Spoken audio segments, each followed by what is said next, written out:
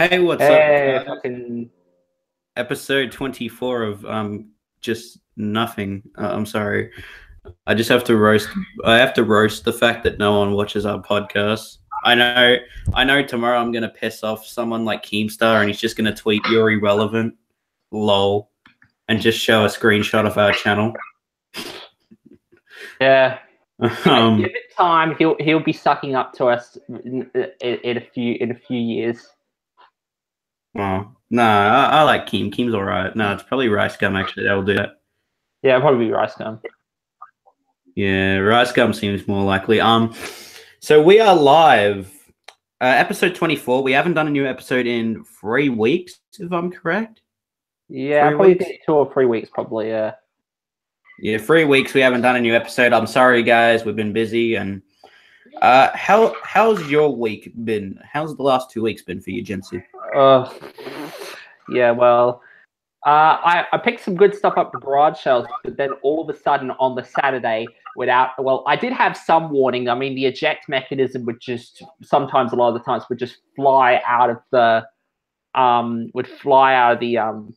tape deck.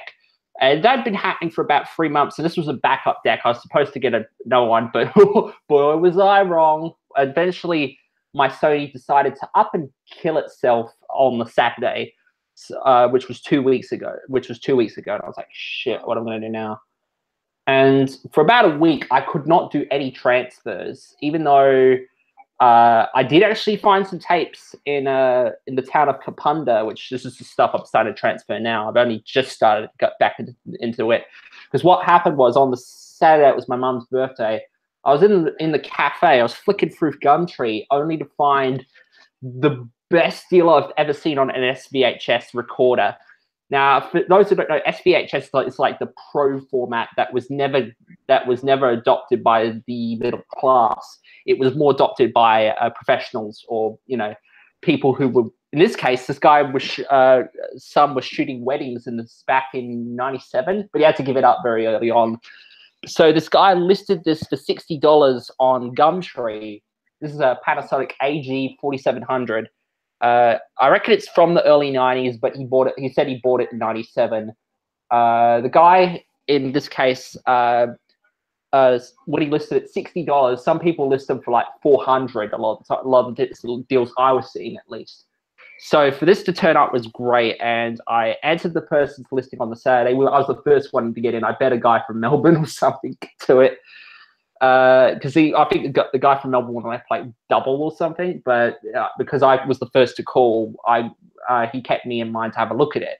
So on the next day, drove all the way down to this guy's house, had a look at it, tested it, works really well. He printed off a free instruction manual for us of it, because you can get digital downloads of the instruction manuals, and it's just and I saw it, and yeah, I paid the $60.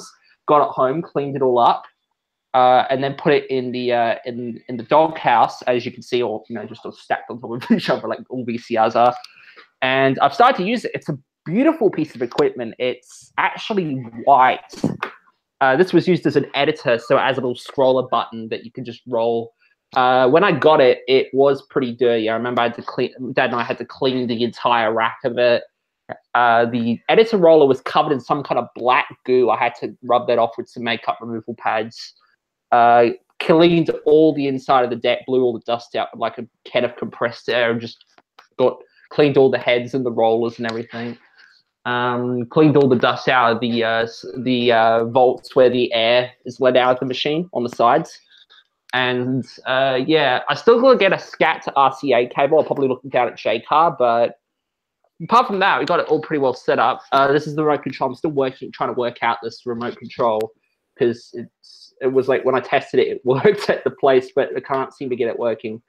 I'll have to fiddle around with it, but this is it here. Even comes with this little flap where you can access extra features on it. I have to say this machine is pretty decent. You can.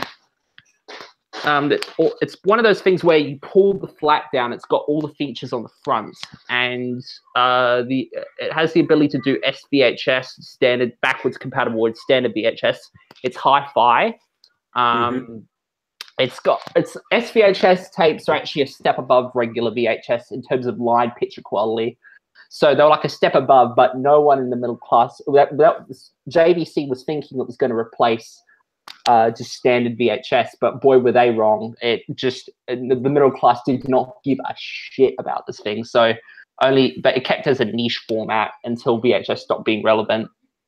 But but this unit here, it has something called TBC. It's called time-based correct. I'm still fiddling around with that, but apparently that's to get rid of bad signals and maybe get rid of copy protection on tapes. I can't be sure. I tried it this morning. It just didn't want to work with my Pioneer deck, so I've got to keep fiddling around with it.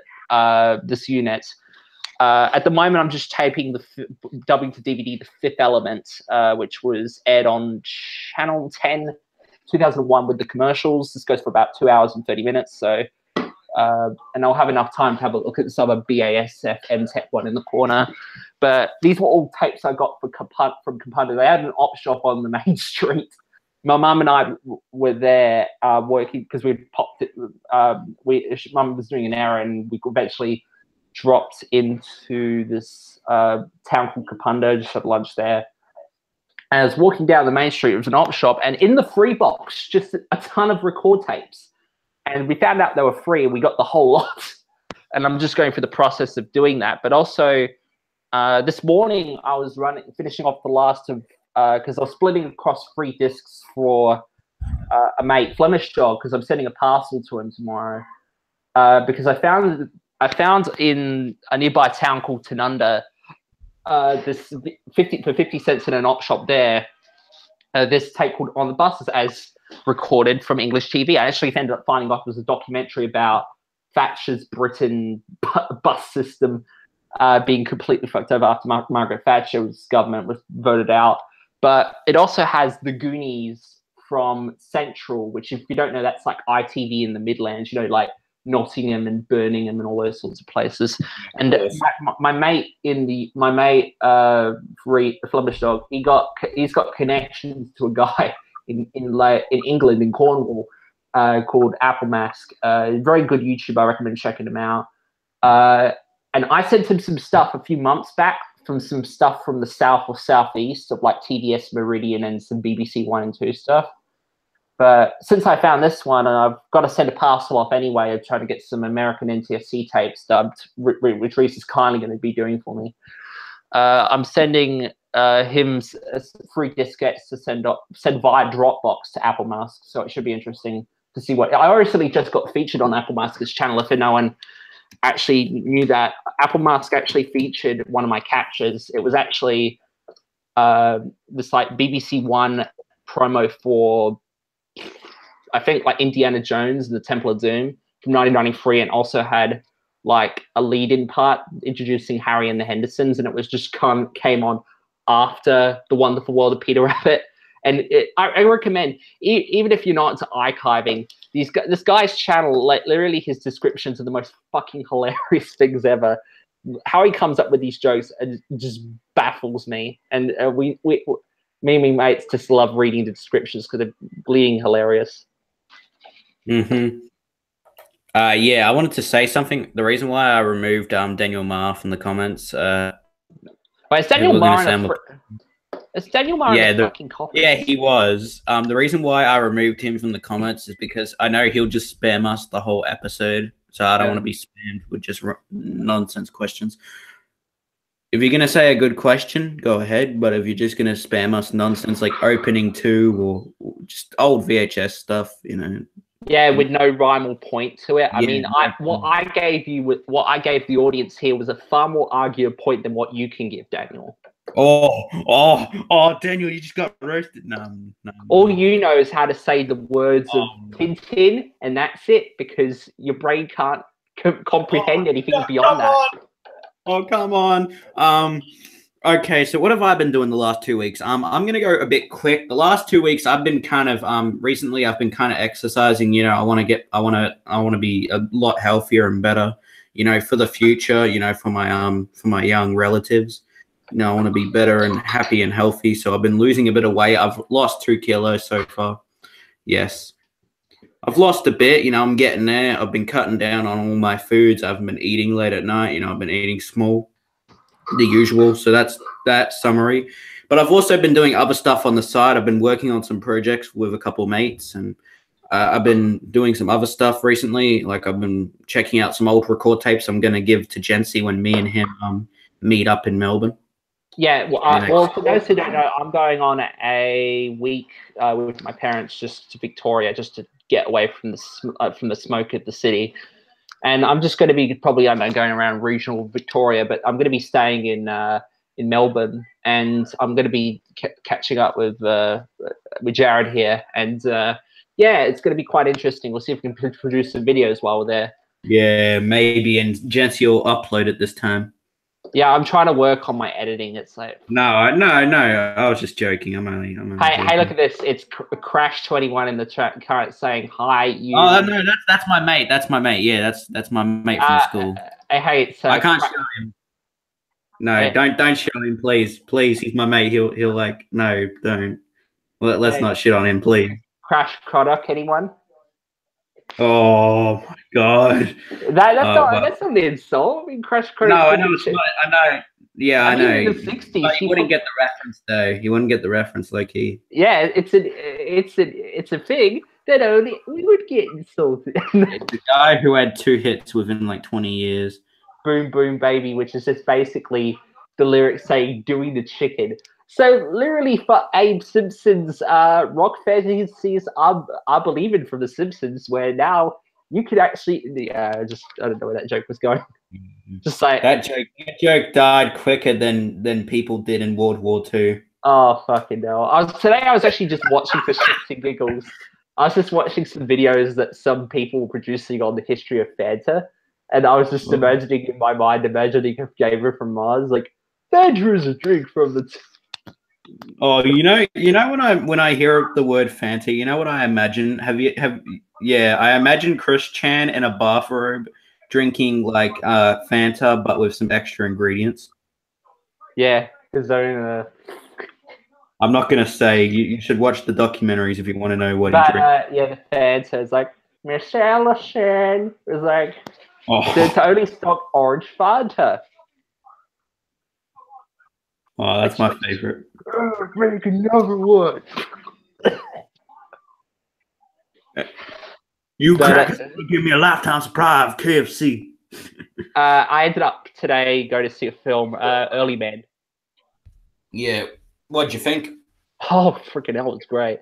I love it when Aardman make movies, and I've always wanted to see this film, and I've heard about this film for a long time because this is their version, because I don't know if you know this, but back in 2006, where they split it up from DreamWorks, Early Man, well, they were developing the Croods with DreamWorks, and because of creative differences, they split up with the studio. And what that meant was they lost the rights to making the Croods. Originally, Aardman were developing it. They lost the rights from breaking up with DreamWorks. And DreamWorks, as you know, we made the film and made it into that typical, oh, look, it's this guy, he's named Guy, and he's a caveman. He's got a crush on this girl. But, oh, no, her caveman parents aren't very happy about it. Woo! It's typical DreamWorks shit. And on my mind, when I saw that film with May, I was like, God, can you just? I was just basically Jency, you know why the caveman parents ain't happy? Because the daughter's a little feminist and she wants to be a slut like Amy Schumer. Yeah, but her parents won't allow it because they know it's going to be shitty for her. No, just typical jokes of. But I'm just like, through the film thinking, what would Aardman have done if in the situation than what DreamWorks' cliché could do? So eventually this goes past year by year. I think at one point I was volunteering at the theatre I was working at, and I think I saw David Bronx and Peter Lord got a tiny little accreditation at the end for the development. Yeah, nothing special. It was right at the end where no one was going to see it because all out of the cinema, probably. Oh, of course, because little kids.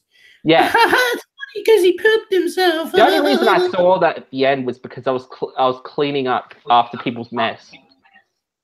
But what happened was Nicolas Cage made a poop joke. So what happened was when they announced Early Man, I was quite excited because this is what I dubbed the crudes that could have been or would have been.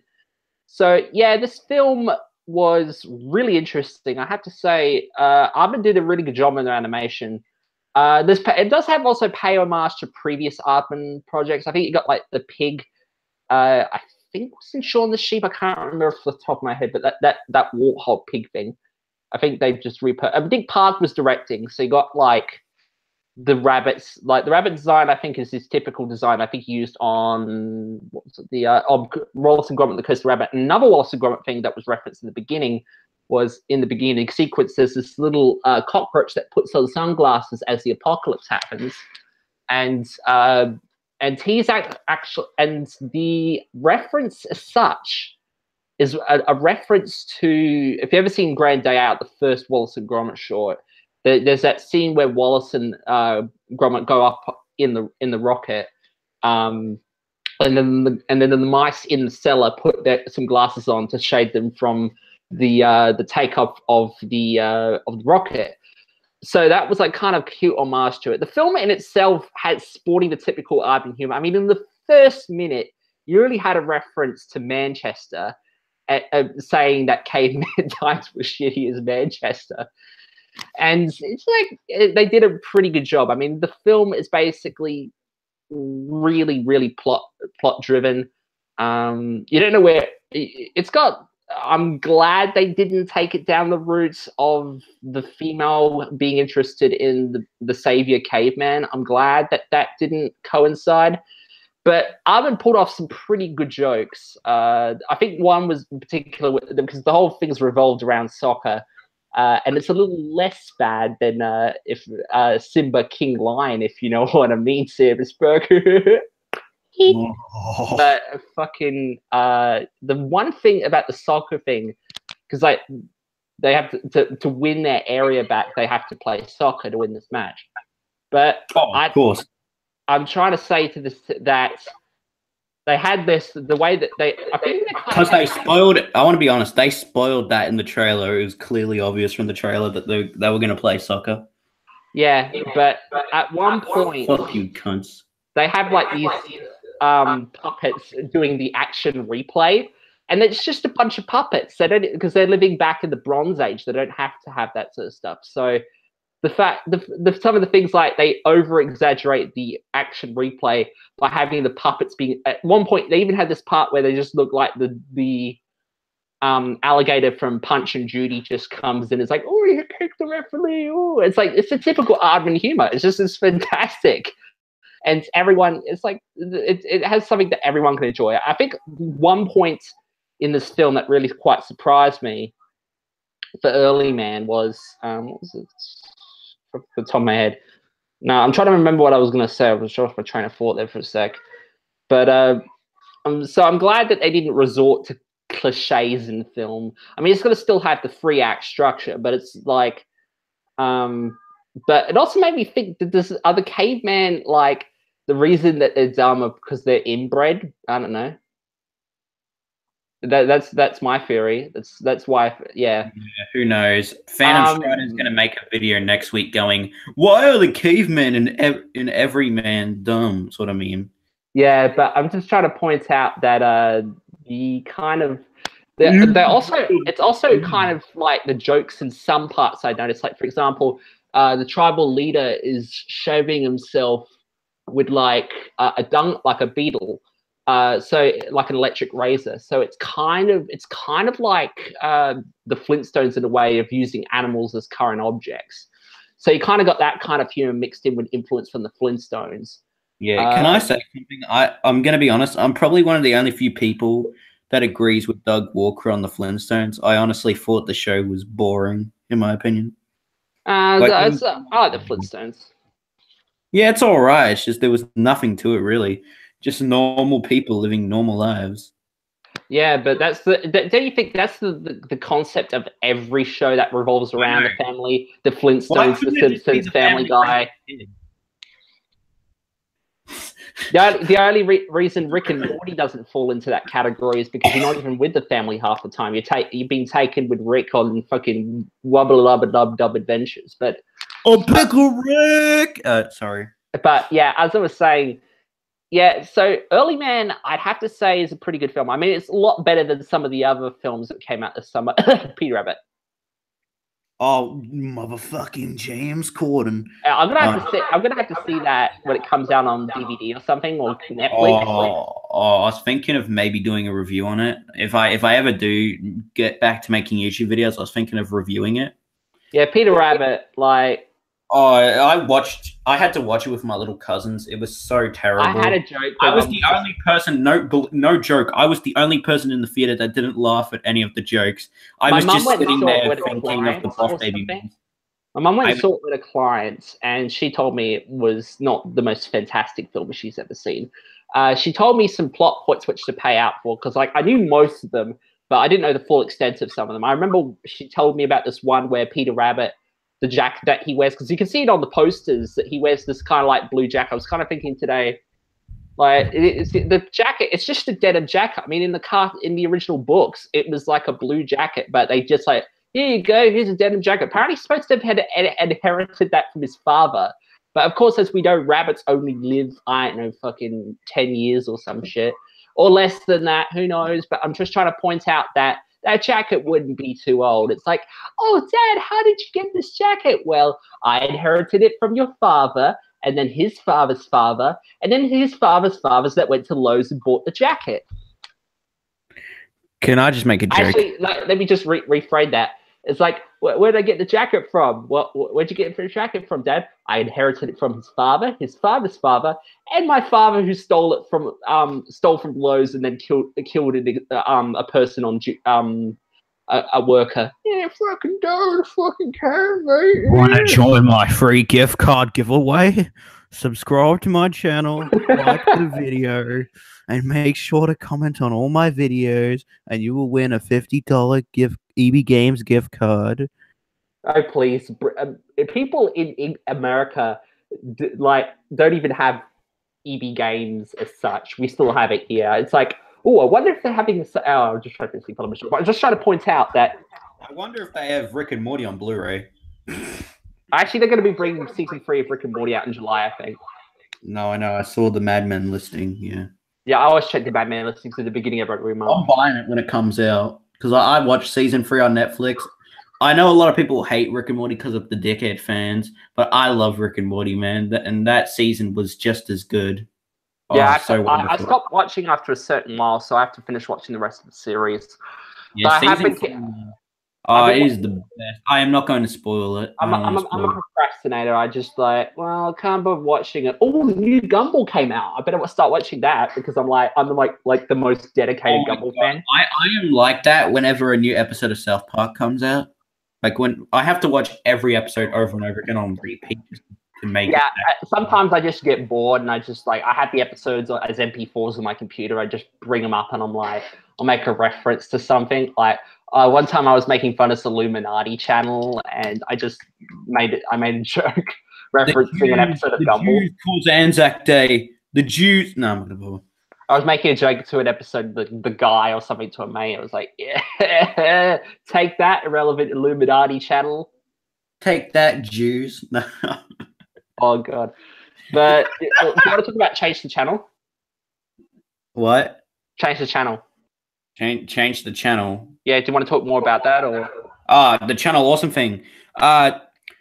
Recently, pretty much Channel Awesome, Doug, I think it was either Doug or Rob, they pretty much responded to the allegations in the document, and they responded. I'm not gonna be like Gamer from Mars. I'm not gonna cuck out and like defend Channel Awesome. I agree with some of the things they said in that document, in that response. Others I did not.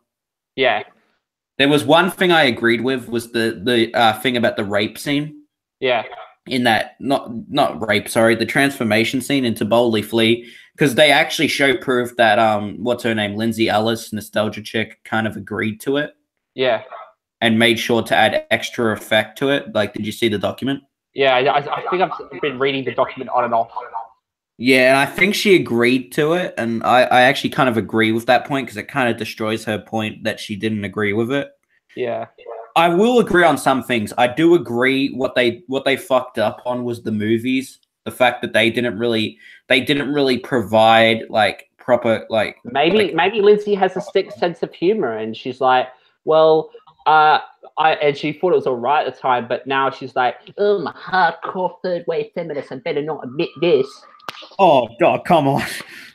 I hate social justice warriors as much, but literally everything I don't like is literally I'm Hitler. not to shit on Lindsay. I mean, the fact that she reached out to me, and when I messaged her about, like, I don't know, the Flash animated movies that which not many people know about.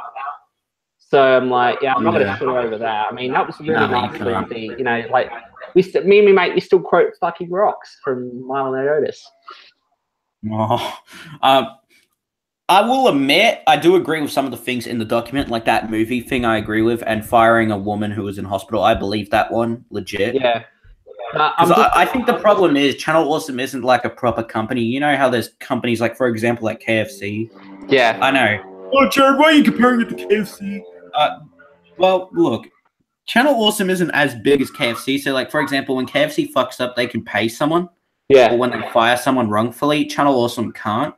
Yeah. Because they don't make much money. And I don't want to sound like those other dumbasses who have made videos trying to call out The Channel thing Awesome. about the whole Not you, Sam's Movies. I love you, dude. Your video the whole thing about the calling out of making videos is that you're starting to hear the same points over and over again, and there's nothing new, and there's kind of keeping silence on certain topics that are clearly out in the open that you can see.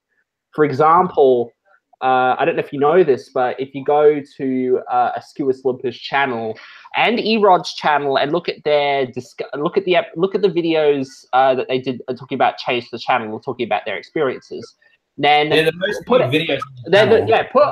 put the videos into most popular, and you'll start to see that the videos in place at Alison's channel, Askew Slumper, gradually starts to go smaller and smaller and smaller to the views.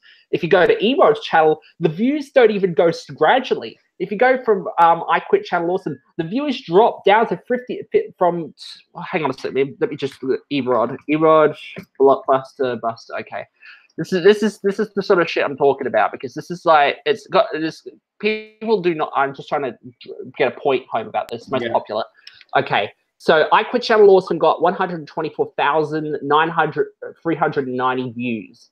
While when you go to the next column over, the next video over, Hulk Review by the Blockbuster Buster, 50,000 views. Do you see a problem there? The fact that everyone seems to be, believing, also it seems to be like supporting them and stuff. That's not the case. If they were really supporting them, they would be watching their videos. But their videos are just stagnant. It's just stagnant. There's nothing happening. It's like people just seem, they don't give a shit about any of these people. Yeah.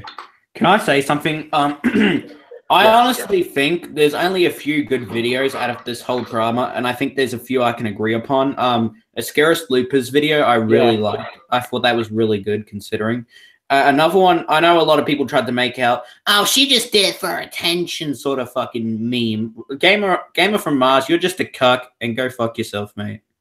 You're the biggest cuck I've ever seen on the internet. You are an embarrassment to the review community. You are the biggest joke in that community. Is that, can we not a review community anymore? Because is there really a review community? I don't think so. Because well, he's just a joke in general. No, I'm just saying that Quiddith has been throwing blankets over everything. I mean, Quiddith is basically the new Gamer from Mars. His Fallen Titan series is just a fucking piece of shit. It's just basically Gamer from Mars without his dumb ass commentary. And I want to just point out something. Everyone's been putting freaking Quentin's reviews video on a freaking pedestal. I want to point out that Quidditt's video, he got several things wrong in that video. He got the fact that he mixed up pop culture hotshots, which didn't even exist yet, timeline error, because that came on after 2013. I was there. I knew about it. There was demo reel that came in during that period. That's why people wanted to go to the second run of the Nostalgia Critic, and that's why Nostalgia Critic came back. Two, it's saying that also that there were commentary people in 2012, which we all know is BS. I want to explain this for a sec too. Quentin actually did say in an earlier video that he only started watching after 2013, so he probably didn't have known. He bullshitted the entire audience. So the nostalgia critics. So I remember that thing like I remember. Well, oh yeah, wow, you can. What, you can remember that you actually enjoyed your skinning me in 2012? You must be so old. No, you're not, Quentin. Yeah. Can I say something about Quentin? Don't get me wrong. He's a nice guy. From what I've heard from other people, he is a nice guy. I'm not shitting on him as a person. I'm shitting on his video because his video, honestly, I watched it and I understand he's not going to have 100% research. He's going to have the research skills of fucking scarce. But, basically, give it time. He'll be out, so don't worry about that. He'll go the way of Crash Craddock, if you know what I mean. Oh, come on. I'm trying to think. How do I describe this? Well, I honestly think, I think in the video, the problem with Quentin is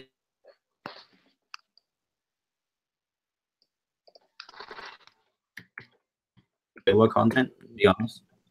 And then later on, because I've been watching sort of their content since like the beginning of Critic, not actually in general, but you know the videos, all their videos I've watched. Yeah, and I will admit, Quentin Reviews' video I think is probably like out of all of them, it's not the worst video ever made, but it is one of my least favorites. Yeah, I think the problem is he does mess up on a lot of his information. But I think at the same time, he probably just looked at it and went, well, all right, I was a fan of Channel Awesome. Everyone's hating on my favorite people. I'm just going to kind of jump on it and see what happens. I look at it from both sides. I'm looking at it for the fact that I'd like to do a series which is called Turn the Camera, which basically the idea Turn the Camera, Quentin Reviews. No, it's basically not going after a specific person as such, but it's going after the public that are on the bandwagon and just throwing rocks from the sides by pointing the camera at them and just pointing out the sort of arguments they will put across that don't hold any water. That's the sort of idea of the series.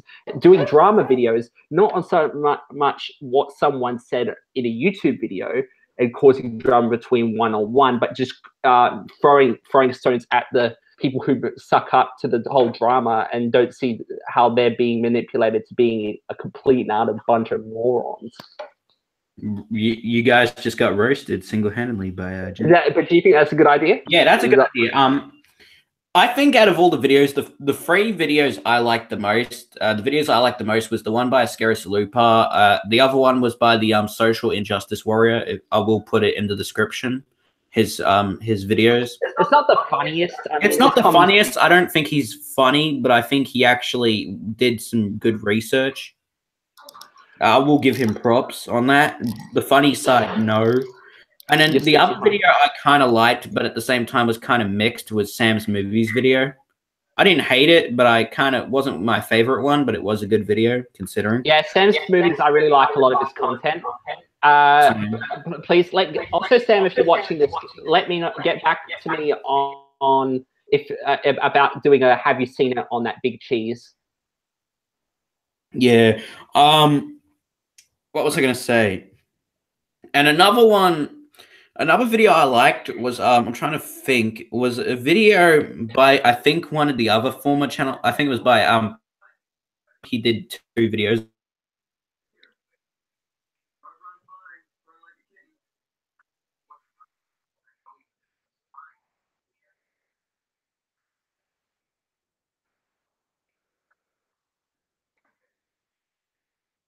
Yes,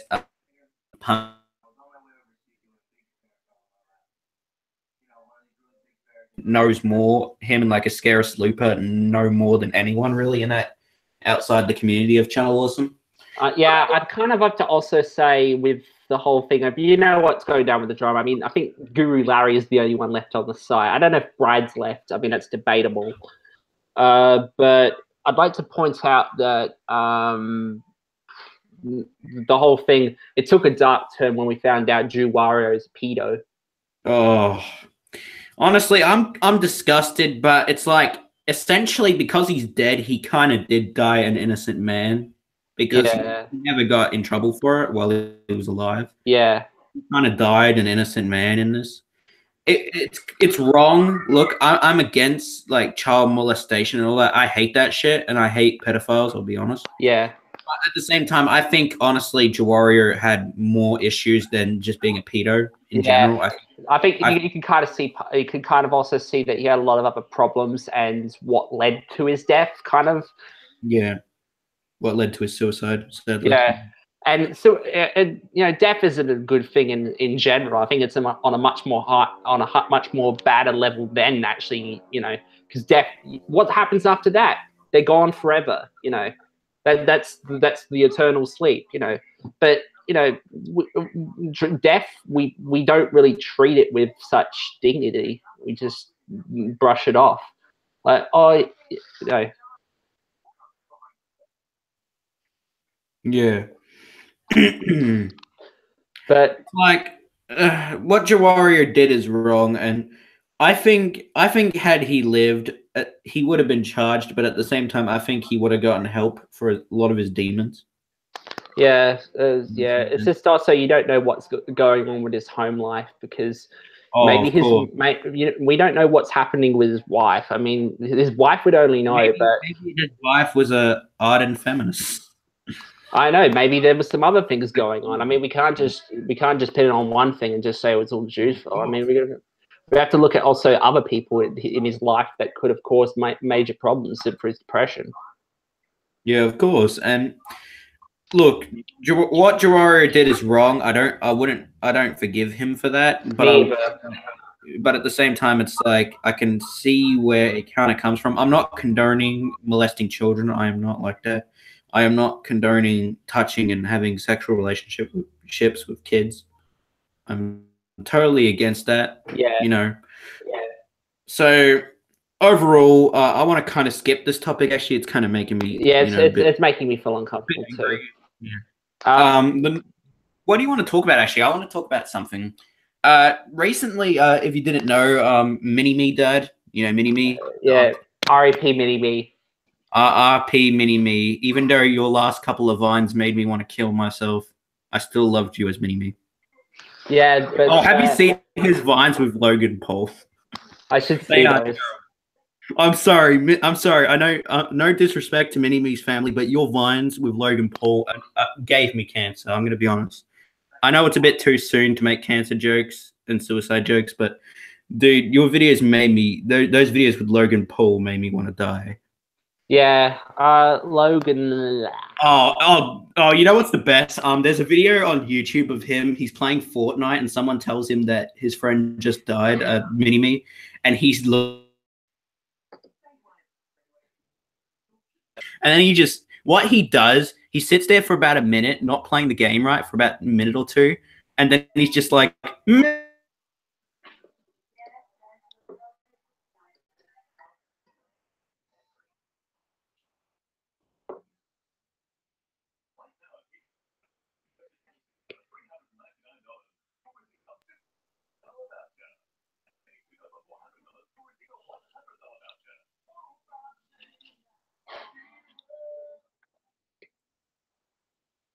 Plays Fortnite. It's brilliant. Mini Me died. Really sad. R.I.P. Mini Me. Your vines though. Don't ever show those vines again, please. Yeah, there's a lot of stuff that's been happening recently. Of course. What was something? Do you want to? Can I tell you something in the world of TV? I mean, fucking hell. What hasn't Channel 7 done to lie them way out of it? They can't lie their way out of a paper bag. Let's just say that. As you know, about a month ago, they read a story about child adoption and Sam Harridge being a racist piece of shit and saying, "Oh, we should have another stolen generation or something." Anyway, so I'm not on the side of either side of the protesters or them. I was just as you know, they went to Brekkie Central. They got blocked out by putting a fake playing some footage in the background to block them out of the coverage. However, but they were not. Apparently, what happened was they went to the Gold Coast because they were doing a episode out there, and all the protesters, knowing that their whole devices that they couldn't block them out, what they did was they stood in front of the Sunrise building, in front of the Gold Coast setup, and just protested. Were extremely loud. Sunrise solution: just replay the news every time it comes to news time. What, we're going to play the 6:30 edition and repeated it over and over again. So they used little tricks to try and get around it, but they still couldn't get around it, obviously. Of course. Of course, I was saying, yeah, use the type of language. Be careful what type of language you say, because kids might be watching. I'm like, dude, kids would not be watching fucking Sunrise. They'll be watching Toasted TV or whatever's on ABC Me. I'm sorry, can I say something? Sunrise are the biggest fucking hypocrites on TV. They'll complain about racism, about us celebrating Australia Day, but then these fucking hypocrites will say something like, we should have another stolen generation, and they won't apologize for it. And then the thing I love about it is that months ago they were just pushing it with the change the date of Australia Day back a few months ago.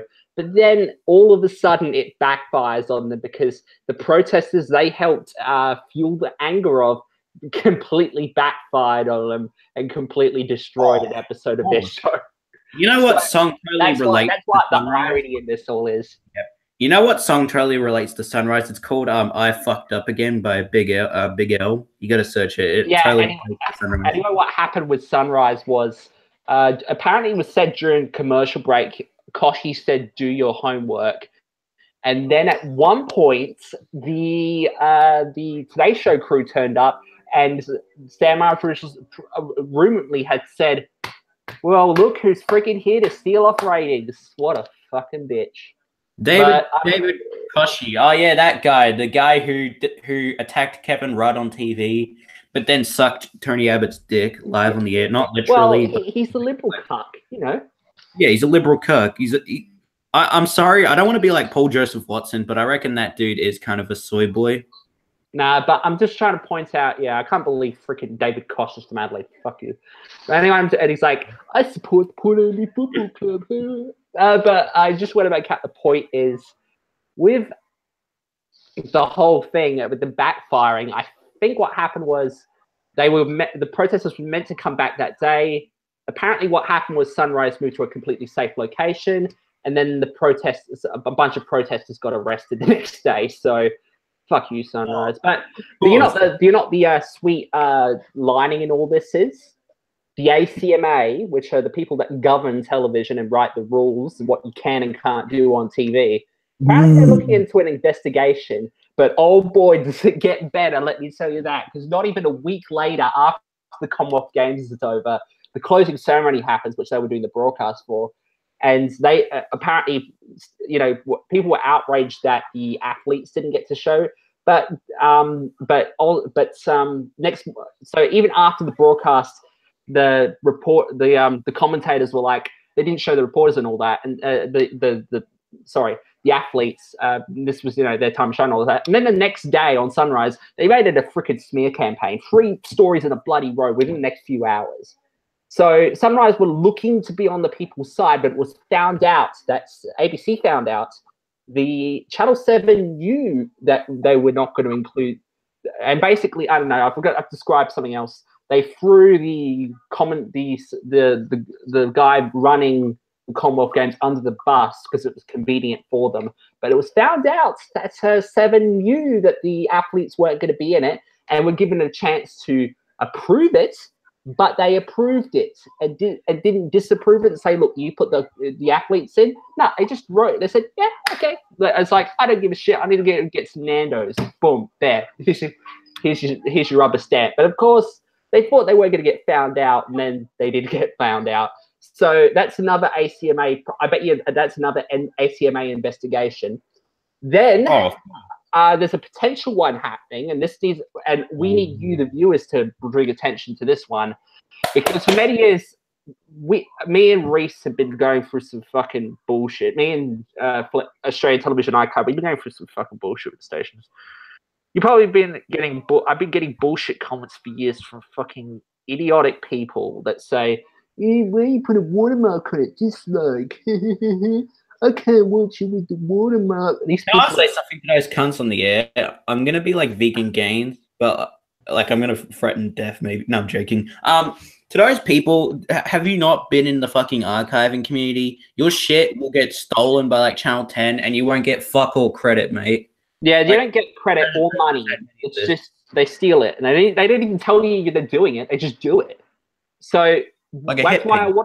that's why I put it in the center of the screen so they can't steal it.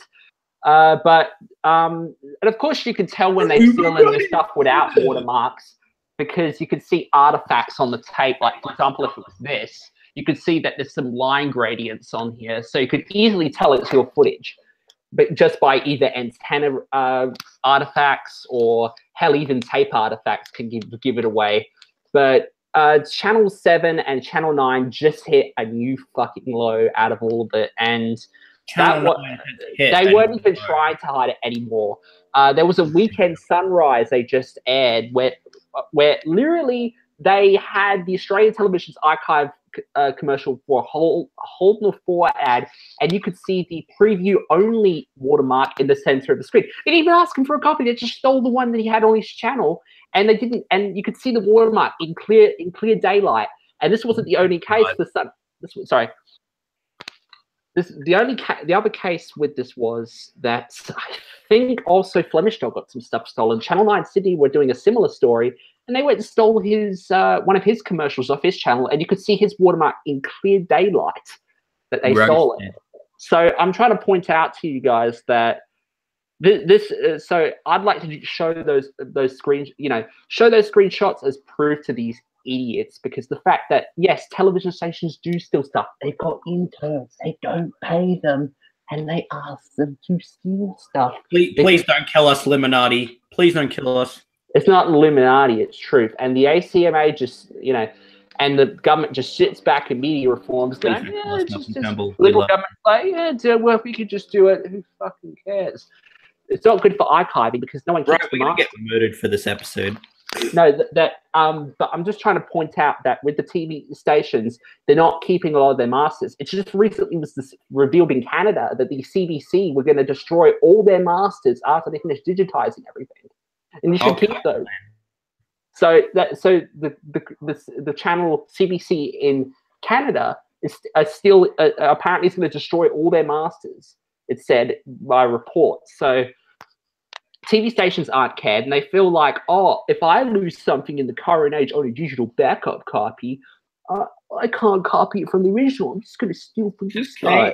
Canada is full of cucks. Their fucking prime minister is a literal cuck. But I'm trying to point out that they don't think they're caring their archivists. I wish there was like an archivist union or in media reforms that if you're caught stealing, that you can get a fine or be taken to court or something. Just it's like we literally we try to scrounge money around from Patreon to go back into buying things like this deck or this tape because there's the money. All right, can you continue talking, Jared? Because I'm gonna get tea.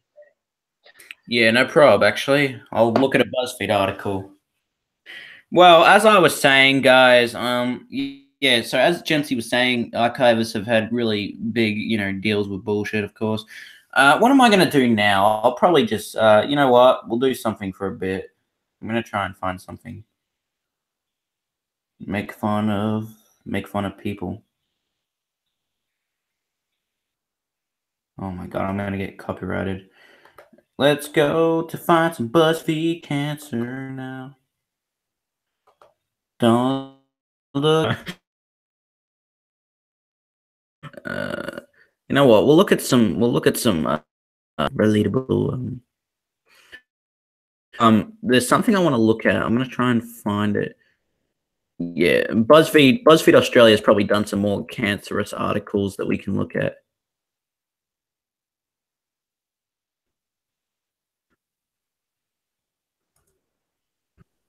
What am I doing? Oh yeah.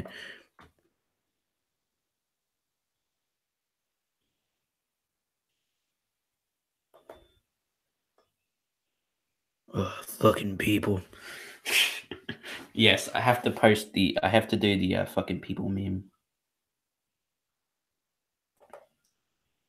present to people because we have to present to everyone. Yeah, so BuzzFeed's done their usual bullshit articles. We got Australia's youngest senator will introduce a bill to lower the voting age to 16. I wonder why that's going to look bad for BuzzFeed. And I wonder why that's going to look bad for the Liberal government.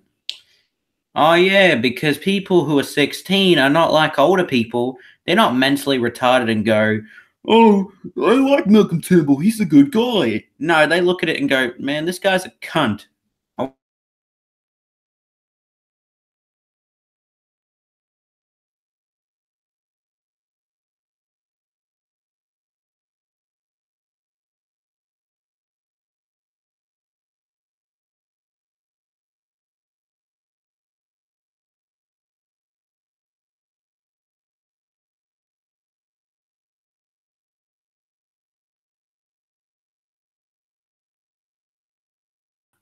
Kill me.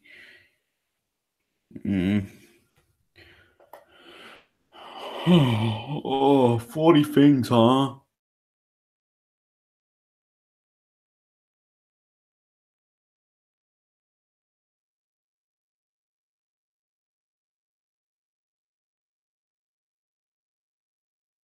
A set. What a look and going. Why do we care?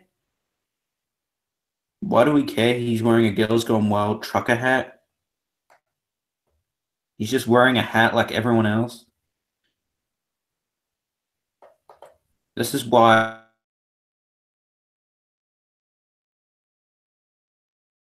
But BuzzFeed themselves. BuzzFeed is like fucking cancer. It's like a cancer war.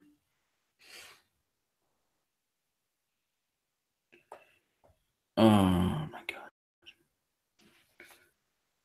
Like gin in Western Australia. Oh yeah, because they hate Trump as much as everyone else because Trump is a target. Rapper Meek Hill has been freed from prison.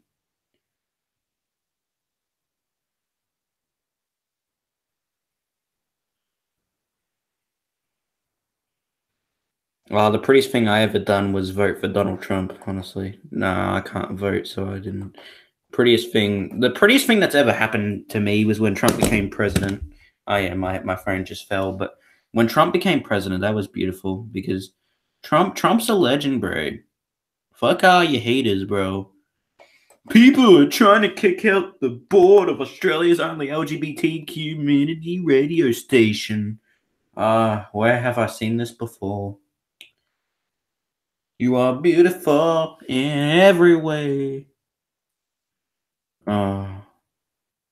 Most of the victims in the Toronto van attack were women. Because only women get attacked. No men, no guys have ever been bashed. Like, that guy didn't get stabbed 8 times for being a Trump supporter, and then a prick like a little liberal prick like Steph Rogan goes on Twitter and goes, "That's why I didn't vote for Trump," like laughing at it like the biggest smug prick in the world. Yeah, you're a great guy, Steph Rogan. Laughing at a stabbing victim. Remember that? Yes, he actually did. I'm not taking his words out of context. Literally, he tweeted a joke about the guy who was stabbed for supporting Trump. Like that's why I think a lot of people are afraid to have those political views, honestly. Because who wants to be stabbed for supporting Trump? Like, I'm sorry. Oh my god, look at BuzzFeed's like oh my god, like the articles are so cancer. Time's Up is a load of bullshit anyway. It's just a way to like shit on men. It's just a way to go look at men and go, huh, that guy's gonna rape me and just shit on him. Like Time's Up has ruined as much men's life as women. Just shut the fuck up and do something about it. Instead of being just big sluts, bro.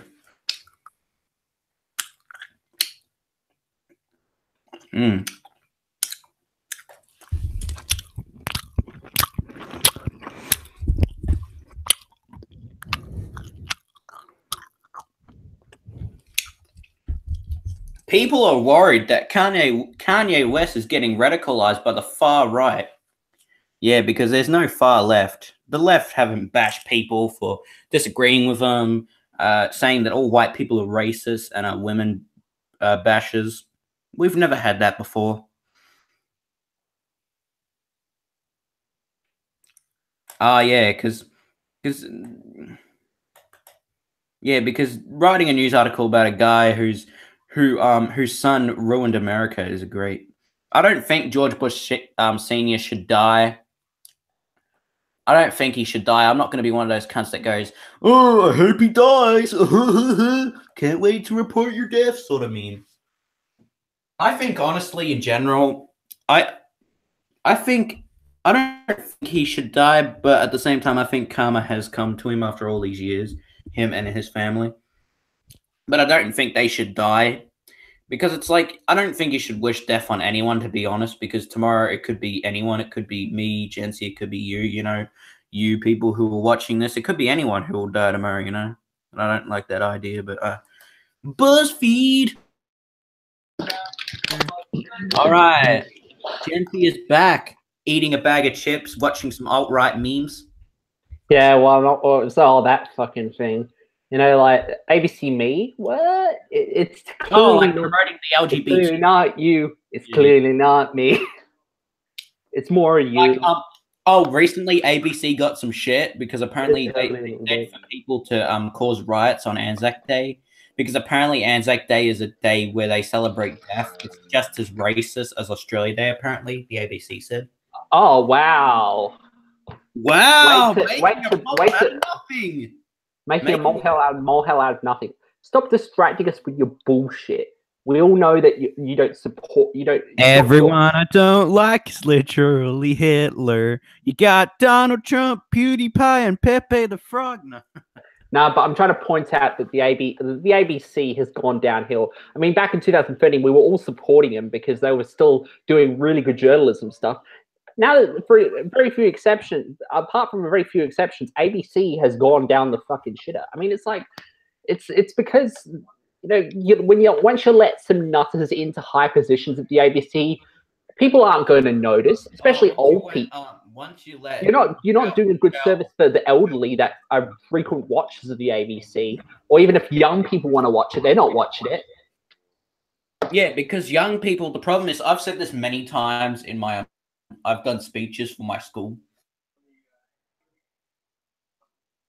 Once upon a time, the ABC, but pre-1980s, it was good for children's programs. It's always been good for children's programs up until some point in the 2000s. But I'm also saying that you look at the history of ABC and you go and see that from the 80s onward, it started to cater towards things young people want to watch, because it was unpopular for young people my age to watch the ABC back in the 1980s. The people our age. So, but that was the whole shift of that was changed with shows like Australia Standing It, the Gillies Report, The Big Gig, Dust Capital. That all changed the way comedy was done at the ABC, because before that was very mediocre. I mean, you had sometimes like a little spark like the Auntie Jack Show, but there was very few exceptions. So, but the ABC, mastered everything. They could master the young people. Kids. They had that market pinned down. And they were still serving the elderly with their drama shows and stuff. Now they serve no one, except middle-aged fat women who complain online about being looked at. The thing is, they cater towards people who live in bubbles, like all the other commercial stations. I'm a social justice warrior. Why did you say we live in a bubble? I'm so triggered. No, they cover to the middle class that don't question things and just are so blissfully unaware of what's going on in this changing world. Honestly, people are fucking stupid. They are honestly fucking stupid. ABC had class and delivering stuff to the middle class that they wouldn't have thought about before. Yeah. But now, since the takeover of Michelle, it's just become like every other commercial station. Michelle Wojcicki. As I was going to say, the problem is people will believe anything that's on TV because they think the news is reliable. Many times it's been proven that a lot of companies, CNN, Fox News. Yes, I hate Fox News, and I'm a person that actually agrees with a majority of people like Milo. Yes. But they fake shit. Like CNN is a great example. They fake that whole Trump and Russia bullshit just so they can get. Like, this has been done for years. It's nothing new with modern feminism. They've been trying to implement this since the 1980s. You know, for many years, even in Canada, Sweden, Germany.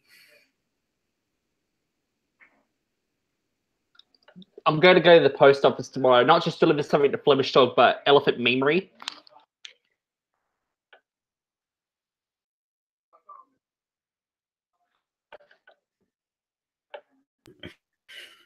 One time I had to take the piss out of Samuel Best. I'm sorry. Yeah, I'm going to be sending something to Elephant Memory, just like a book and some VHS tape he wanted that I found last week when I was in.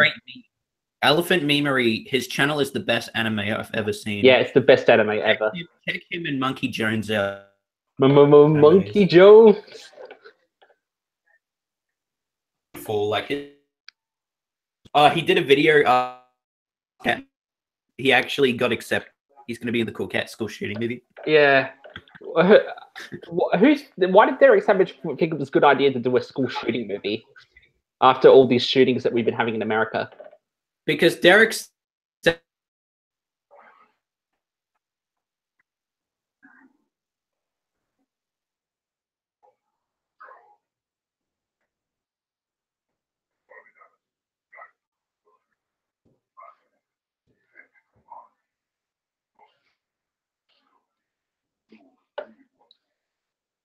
doesn't look at it from enjoying the making of a movie. He looks at it and goes, "Oh golly, there's a school shooting. I'm going to make money off of it." And then he makes money.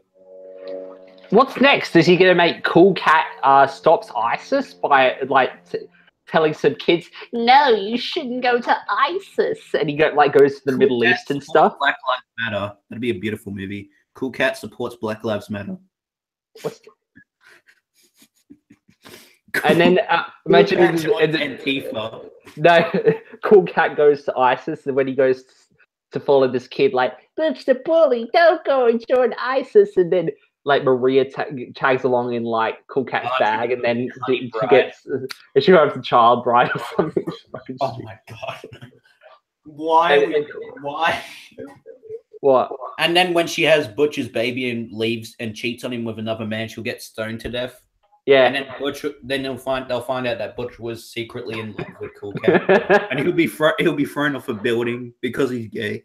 But this brings back to another thing about the channel law. Something I want to bring up. This is the fact that there's Quiddiv's point on the fact that it was outrageous back then that people were criticizing to cover the same film, and it's glad nowadays that. But it's okay to cover the same film.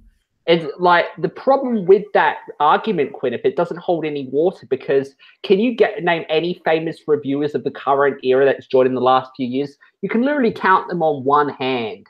I mean, there were so many freaking famous reviewers when I was in my teens, but now the community so dwindled, and it's not like there's a shortage of reviewers. It's just the same in the music community too. If you want to get noticed on this website, the thing is you have to cover the same movie, and even then, that theory doesn't even work because you get talented reviewers get 200 views on a video, and they never get noticed for years on end. And it's because the system is rorted in such a way that.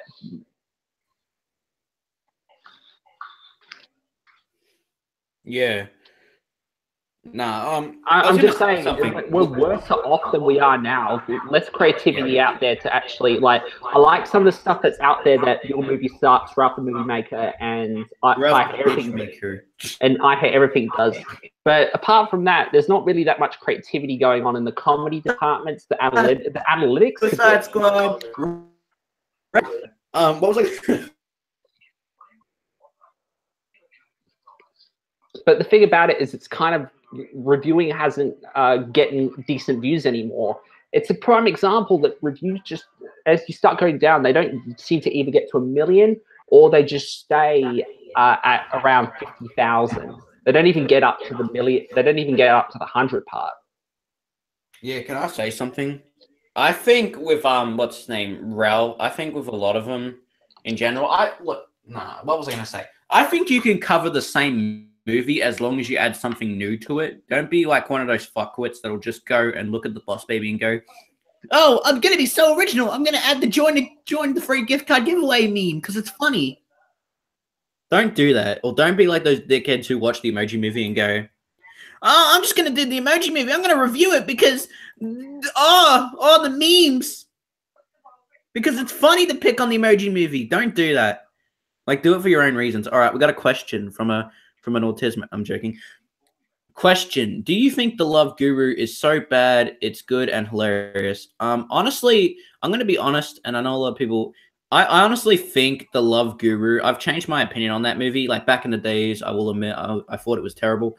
Actually, yes, it's bad, but I don't think it's as bad as something like Jack and Jill or fucking what was another movie? Woody Woodpecker. I don't think it's as bad as those movies. I think it's bad, but I don't think it's over the top bad as those movies. But that's pretty much my response to that question. Okay.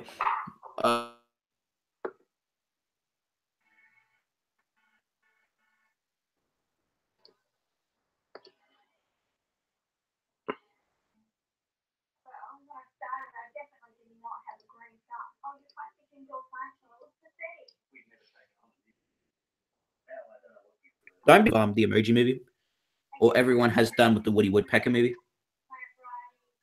I noticed, Doug. I noticed, Doug. It was bullshit. I noticed. Yeah, Elephant Memery. He's an anime god. I love that dude. Elephant Memery. If you're watching this, can you come on our show, please? We have an interview. We talk about memes like Johnson and Friends. You're a mint dude, Elephant Memery. Please come on our show. Please come on our show, Elephant Memery. I won't joke about anyone that you hate. Besides that, what do you want to talk about? Recently, actually, I want to talk about something. Recently I watched for the first time ever. I'm gonna try and find it. I did a review. I gotta find it somewhere. Well, for the first time ever, believe it or not, I watched a movie. This movie is probably one of the worst movies ever. I watched Troll 2 for the first time. Terrible movie. I watched both of the Troll movies. Not the DreamWorks Troll movie, the Troll movies from the 80s. I watched both of them, and oh man, they're both terrible. Oh my god! That meme from Troll 2. Yeah, I watched those movies. I wanted to die. No, wait. First one was okay. Second one was terrible. Hey, what's up, guys? EDC Peebo here. I had to make one EDC Peebo joke. I haven't done it in a year. Speaking of EDC Peebos, recently, Jency discovered. Hey, can you talk about that kid you discovered? That little great. What was he getting? I don't know his name, but what happened was recently Jency was looking through some old channels that he used to make fun of with me, and he found this kid's channel. I don't know how, but I think he found this kid's channel. I think he commented on one of my videos, and I managed to discover him through there. Yeah, and this kid is like the weirdest content creator ever. Like his literal introduction video, his mum is like Rohan. Yeah, Rohan. And his mum literally just walks in the room like Chris Chan's dad did when he was going to cut down the internet. And he speaks in an American accent because it speaks in an American accent, even though he's Australian. Probably speaks like this, man. Speaks like this. Yeah. Hey, guy. Hi. Oh, no, I'm not going to do the IFE thing again. Yeah. Julie. I discovered it through. I think someone was commenting on a Mixie thing or something, and I discovered him through there. I was like, "What the fuck?" And so, can I be honest? If we see Nicholas Sexton in the next 5 to 10 years on YouTube, he'll be like Chris Chan. He'll just get trolled by 4chan, and he'll make videos having sex with a blow-up doll. What? I'm looking at this question. Are you going to upload VHS openings on the Critical Aussie? This is actually an interesting question. I will answer this one. Honestly, I will say something. The only time I will do, I don't know if I'm going to do VHS openings. If you want to watch someone who does VHS openings, go watch someone like Aussie VHS and DVD. Hang on, I'll be a sec. Someone like that. If you want to watch VHS openings, honestly, I'm not going to be doing VHS openings on the other channel. Mainly the other channel, the Critical Aussie. It's going to be just me, reviewing movies. Just having a laugh. Doing whatever I need to. What I want to do, like movies. Talk about stuff that's on my mind. Sort of whatever. Maybe upload some occasional gaming streams on there and do some videos and whatever I need to. Vlogs, maybe even do a couple of vlogs here and there. That's what I'm going to be pretty much doing for the Critical Aussie. I'm not going to be uploading any VHS openings. So does that answer your question? Okay, if that does, cheers. Jency, man, why Media Treasure Trove? Why are you uploading Fat Cat? And no, I'm not going to bother quoting. Why am I quoting Nicholas Sexton? Why am I quoting that kid? I don't need to quote him. I don't have time for Nicholas Sexton memes.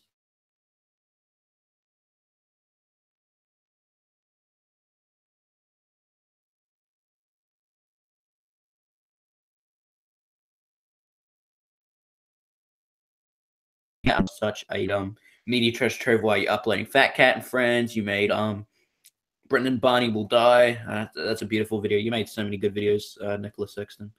You made my favorite video, which was Jared Kovacevic Dies. Yes, he actually made a video with my name in the title. Hell yeah. Hell yeah, bruh. I love memeing. I just love joking.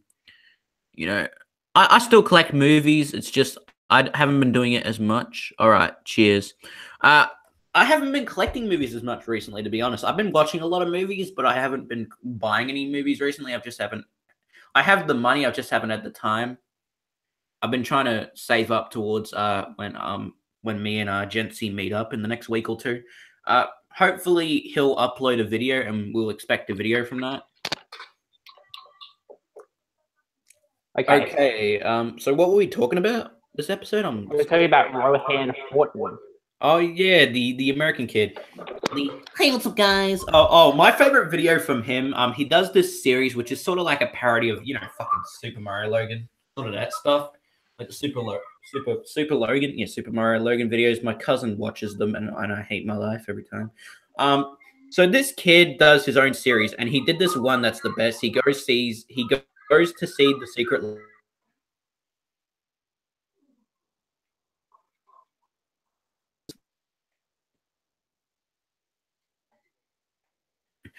I'm down for like copyright infringement, or whoever owns Secret Life of Pets, Elimination, or whatever one of those companies. I'm pretty surprised they haven't taken him down for copyright. Beautiful video. Yeah, and the reason why my profile is Nicholas Sexton, because it's like, what the hell, whatever. I'm gonna change it at some point. I'm gonna change it. It's probably gonna be someone different. It's probably gonna be Chris Chan or something like that, or it'll probably just be me, or I don't know. I'm thinking of a profile, to be honest. Thinking of a complete 180 profile change. I've got a review actually in the plans. I filmed this review about a year ago, and I'm thinking of uploading it. And in this video, I will admit I have really ridiculously long sideburns. And pretty much I'm gonna maybe upload it in the next couple of weeks. I don't know. But I had a review I filmed a year ago, and it was me making fun of what movie was it? I think it was me taking the piss out of elimination movies. I did it as a joke. It was like me making fun of Secret Life of Pets. It was sort of like, it was called Reason Why Secret Life of Pets Should Never Be Made. And the only thing I edited was like half of the video. I haven't edited the clips from the movie in. I've only edited the title intro and me just talking about the movie. If I find any good footage of the movie, I'm gonna use it for the video. It was like a video of me taking the piss out of elimination movies. It was called Why Secret Life of Pets Should Never Be Made. I'd never released it. I'd never really got around to uploading it. Eventually, well, pardon me. Eventually, I will. Yes, I burped on Jared Kovacevic burps on live stream. Funny. funny. Like that one dickhead who made a video of me sneezing and I can never get it removed because other idiots re-upload it. Because other people re-upload it. Such a beautiful video that I'll never be able to remove of me sneezing when I was 13 years old, wearing a John Lennon shirt that barely fit me at the time. I will admit, when I was really overweight. Who's flying? What was that? Fuck was that? I thought it was a plane.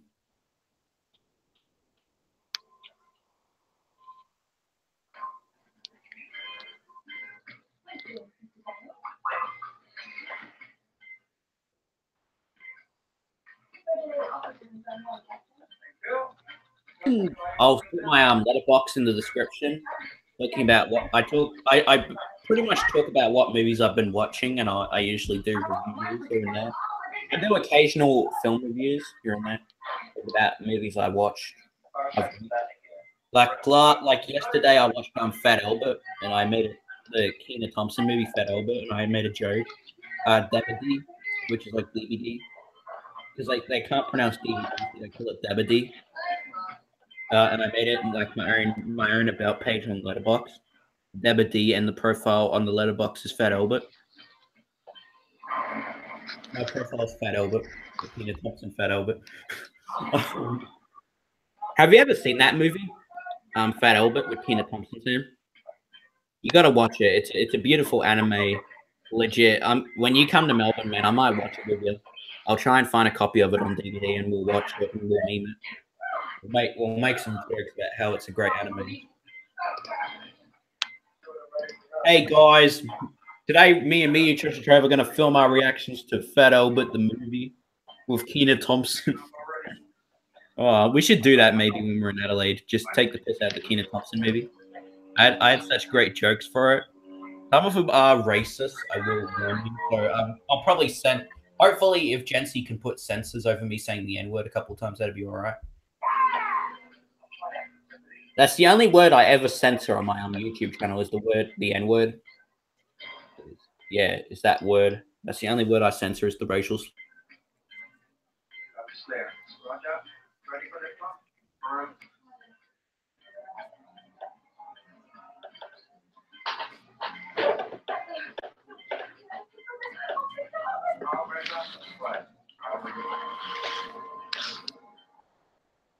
Hey, what's this kid's name?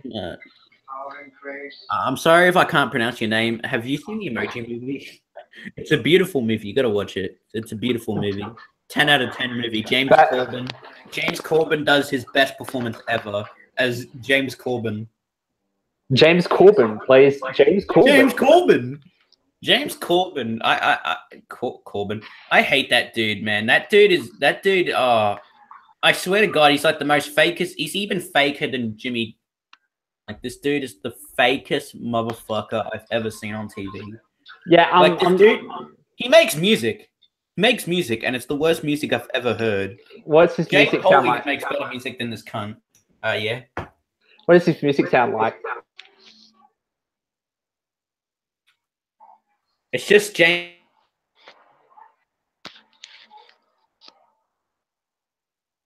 Making movies, making.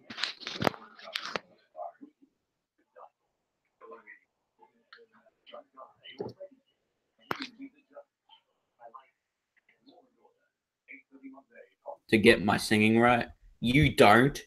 You do jack shit. You just talk about how Donald Trump is a racist. Right, no, I'd like to imagine. I want South Park to make fun of it like they did with Russell Crowe, like James Corbin, James Corbin, James.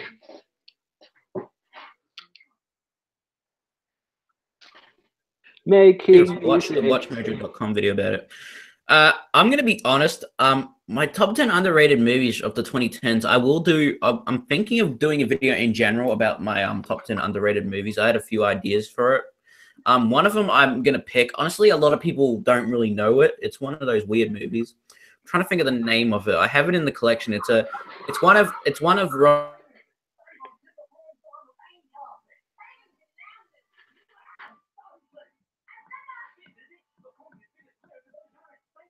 one underrated movie. There's one underrated movie that I felt like was underrated in a way. Yes, it kind of got good reviews, but it was kind of underrated in my opinion of a movie. I'm trying to think of the name of it. It was a movie. It's a movie called Boy, and I think it's one of the most underrated movies in the community, in my opinion, in a way. It's called Boy. It's a wonderful New Zealand movie about this New Zealand kid. Him and his brother, basically, his dad's in jail, and his dad. This is how his dad gets out of jail. You better listen to this, Jency. He gets a spoon and he digs out of jail through a hole. Yeah, I shit you not, and I watched this movie when it first came out on DVD back in like 2010. the Winara people, The New Zealand people. So Boy is a wonderful movie, and basically this kid and his brother, they're influenced by the music of Michael Jackson, of course, and it's a wonderful movie. If I should recommend an underrated movie, Boy is one of them. Please check it out. Please check it out. Give me a minute, guys.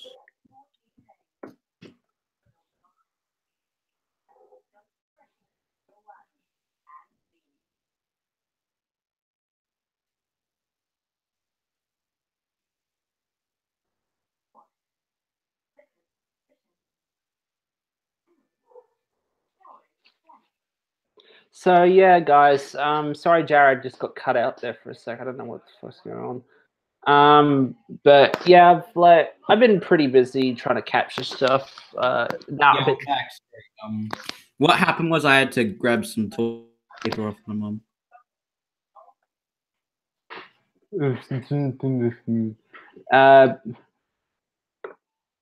Pick gun.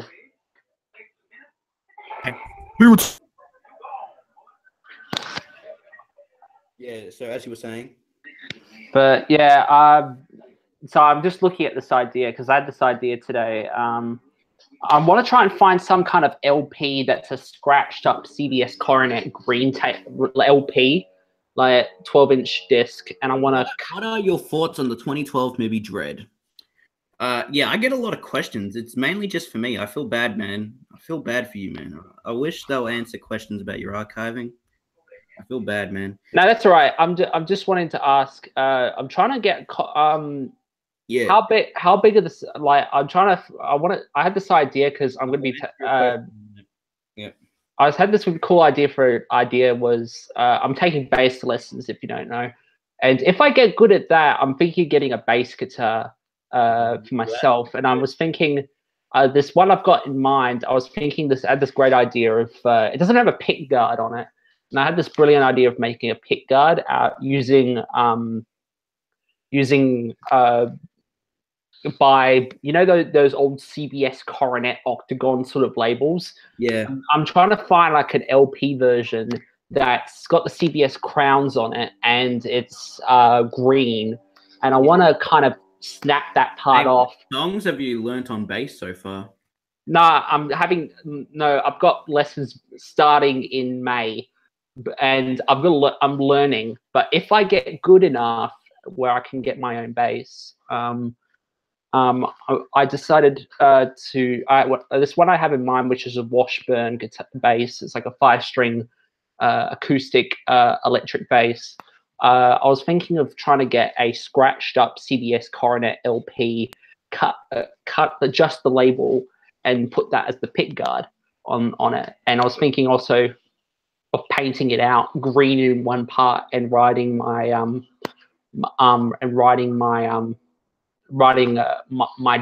name Jency in silver writing on the pick guard above underneath the CBS Coronet logo. Hello, Kelly. Okay, that's interesting, man. Thompson. Ooh. Kelly Thompson.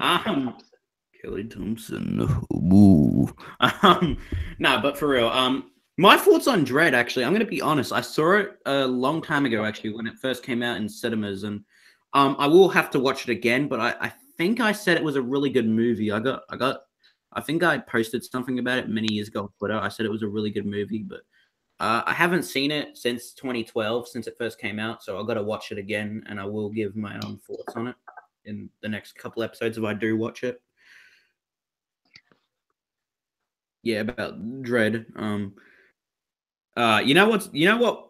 Hey, man, last year had so many terrible memes. Remember Cat in the Hat? That movie, normies ruined that meme. I'm so sorry, but so many fucking normies like behind the meme, like ruined that meme so much. Welcome to Behind the Meme. Hello, internet, and welcome to Behind the Meme. Today we take a look at Cat in the Hat memes. Let's begin. Cat in the Hat is a no. I'm not gonna bother. No, I'm not gonna bother.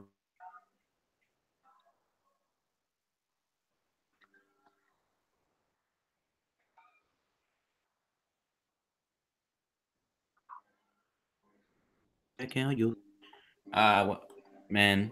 I feel like making some cool cat jokes right now. But it's like A cool cat likes to boogie woogie woogie. Would it be too soon? Would it still be too soon if I made a Harvey Weinstein joke on stream? It's the pit guard. I think honestly, Harvey Weinstein was in that cool cat costume the entire time. I wouldn't be surprised because they both were also they're both creepy. They both like touching kids in a way. They both act really weird. It seems like Cool Cat. Cool Cat probably was Harvey Weinstein under that costume. Harvey Weinstein probably lived under that costume like Gullah Gullah in that Robot Chicken sketch. Gullah Gullah Yeah, Island. he probably lived under that costume for like 6 months. And then when they finally found him like touching women, he was just like, yeah, I'm going to just get out of this costume now. Yeah, he was just like, yeah, I'm going to get out of this costume right now. I'm going to get out of this costume right now. Can I just say something? I love babies. Harvey Weinstein. How Hollywood will still not stop talking about you just to shove their political agenda down our throats. Thank you, Mr. Weinstein, for making. Thank you. Actually, I kind of have. You have to kind of thank Harvey Weinstein because of it. Well, but it's not really thank.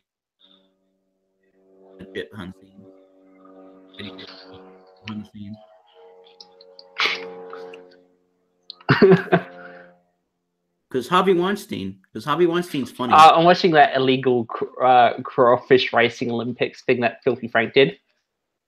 Oh, Filthy Frank. Good old Georgie. Hey guys, Georgie Vlogs here. Georgie, I know you can't do the Filthy Frank character. Can you please bring back Georgie Vlogs?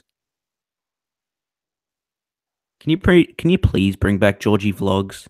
I missed them. They were beautiful. Probably out of all the Frank videos, my favorite Frank video is probably let me think of it. It's one of the ones where I can't think of the video. I think it was the Twitter the raps tweets. I love those videos when he raps tweets from his fans, like really messed up tweets, really funny as. If she's old enough to feed, then she's old enough for me. Wad's red, 6 inches long, and makes my girlfriend cry. Oh my god, I'm gonna get age restricted. I'm gonna He just puts mice in there. Yeah, he kills mice. Oh, he's a savage. He's more of a savage than Jake Paul. It's every day, bro. No, I'm not gonna go. I love that song. That song's beautiful.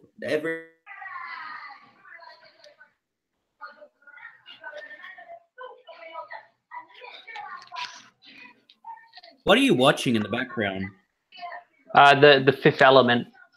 Oh, still? All right. No, it's because this tape is from Channel 10. I'm trying to copy the information off. Element is a beautiful movie. It was a decent movie for its time. I think, honestly, in my opinion, I think it's a bit of an overrated movie, but that's just me. I never really got into the whole thing of that movie. Even back in the days when even on DVD, I never was into it. And then when I watched the Blu-ray, I was just like, why am I watching this movie again? I was never into it.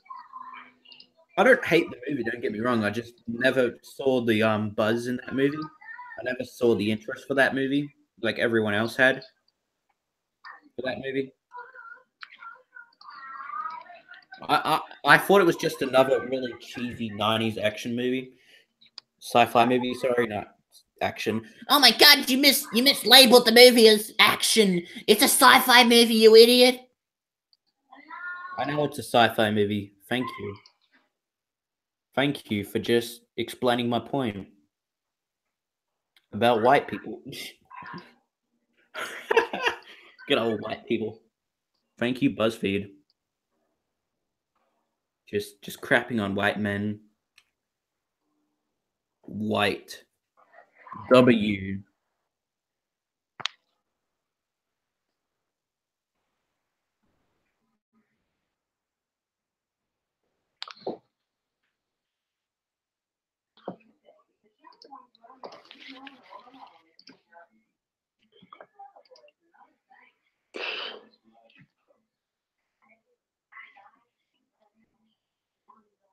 Banter here. You rape children, mate. Mate, Charles just rapes kids. No. But come on, I would have, you know, like, you know how we were making that Nazi Fanta joke earlier then? When I was like, I would have some Nazi Fanta when they brought it back to the 70s. I would have it. Yeah. I mean, I'm. Does that mean I'm a Nazi? No, probably not. What is the worst M. Night Shyamalan movie? It's like when people wanted to have Crystal Pepsi and they tried the alternative Nazi cola. It's like watching The Last Airbender. It's just like, why did I watch this? I could have just taken a massive shit in my toilet. But no, I just had to spend 2 hours watching M. Night Shyamalan direct rape and ruin the original Avatar series. I was watching that. I watched that a few years back at a mate's house. Oh, yeah. It is bad, The Last Airbender. Like, if you love the original series, don't watch that movie. I watched the original. I watched the movie first when it first came out. I liked it. But then probably after that, I was just like, yeah. When I watched the original series, I'm like, yeah, this is terrible. So then I watched it again, and I watched it at a mate's house, and I wanted to neck myself with a pair of barbed wire. Don't actually kill yourself with a pair of barbed wire, but I wanted to be like Robin Williams, just hang myself with a belt and just put a towel just to numb the pain. Yeah, that movie destroyed me for a while. I hated that movie so much. A total ass rape of the original show, if you ask me. If you love the original Airbender series, don't watch that movie at all. That's all. Just don't watch M. Night Shyamalan ruin a classic show. And then M. Night Shyamalan said, "Oh, I did it because it was for my kids." Yeah, I bet you your kids after watching that movie was just like, "Hey, Dad, I loved The Last Airbender. I loved your movie. Your movie was better than the original show." In reality, they'll probably just like Adam Sandler's kids. They probably just laughed at how shit your movie was. Oh, that's an interesting fact. Adam Sandler's kids actually hate his movies. That's the funny part. His own kids hate his movies. Yeah, but as I was saying, the worst M. Night Shyamalan movie is probably The Last Airbender, because I watched the original series. Like the other movies, like After Earth and like movies like After Earth. Like, yes, it's a bad movie, and The Happening. Yes, they're bad movies, but I can still kind of laugh at how stupid they are. The Last Airbender is a movie where I can't really laugh at how stupid it is. I just hate every minute of it, and I just want to turn it off. But I'm just like, nah, I gotta watch. Yeah, it's one of those movies, and I feel bad for you also, Jency, that you also had to watch The Last Airbender. So it's something we actually relate upon. Yeah, I've had, you know, we have our differences, but you know, we're still really good friends, and you know, we respect each other's opinion. Oh, can I quote one great guy? Why do you have friends that are different to you? You never had friends with the same interests. Yes, I'm quoting that guy because that guy is hilarious. Oh, fucking hell. It's funny. I know, I cackle like Keemstar. Who cares? Because it's funny. I cackle like Keemstar. Oh my god, Keemstar's gonna roast me on Twitter. Oh, come on, probably Geordie's cackles like that. I love you, Daddy Keem. Like, if you ever seen his bloody he cackles pretty much a lot in his like self-help videos a lot, where he just makes random jokes. Yeah. Yeah, yeah. As I was saying, yeah, the worst M Night Shyamalan movie is probably The Last Airbender. To be honest, The Last Airbender is the one I hated the most out of all his movies. Yes, and I know a lot of people are gonna say, "Oh, but didn't you hate The Happening?" Yeah, what? At least with The Happening, I could laugh at the fact that he thinks he can talk to animals. I can laugh at because that's stupid. That's like Shannon Knoll.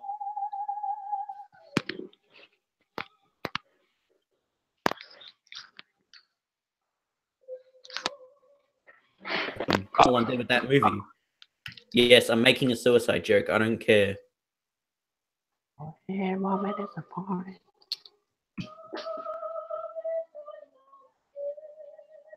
Funny about yeah. I honestly think about anything. I look totes adorbs right now. If you're joking about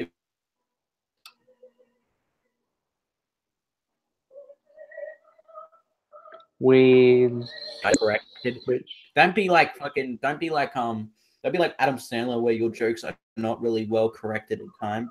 And are at the worst time possible. Like in Jack and Jill when he has explosive diarrhea.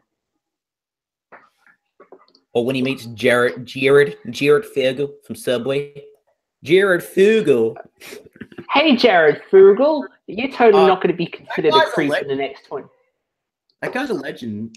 He got bashed in jail. That guy nearly died in jail because they hated the fact that he was a pedo. He was a pedo. So they went, "We're gonna kill you." They tried to kill him, and they failed. You fucked up. Yeah, they tried to kill him, but they failed. Obviously, try to kill him. Oh, of course. Yeah. Yeah. Check out my channel, please. Yeah, I will. I'll check out your channel, dude. I'll give you a shout out. You know what? I'll give you a shout out, dude. In the next episode, if I like your content, I will give you a shout out, and you can join my free gift card giveaway. Oh, shut up. Yeah. And you could subscribe to my channel and like the videos. And no, I'm not gonna bother. Good times. I love making jokes about gift card giveaways. They're hilarious. Mean gift card. Oh, there's a guy who does it. There's an Indian guy who does it. I love it. He does these like gift card giveaways, right? And it's the most funniest thing ever. He does this thing where he's like, "Hey guys, want to join my free gift card giveaway? Subscribe to my channel, like the video, and please make sure to check out my social media, and you can win a $50 gift card. Cheers." That's all he does. Like this Indian guy, he just whispers into the mic, and it sounds like he's taking the piss out of the whole thing. He just whispers in the mic, and he's just like, "Yeah, can you join my free gift card giveaway?" He just whispers into the mic like ASMR, and it's funny. It's funny. Like that dude is the most funniest person I've ever seen. I love his channel. Like when he calls up Donald Trump. That video is beautiful when he calls up Donald Trump, and his mate has to pull off a Trump impression, and it's the worst Trump impression I've ever heard.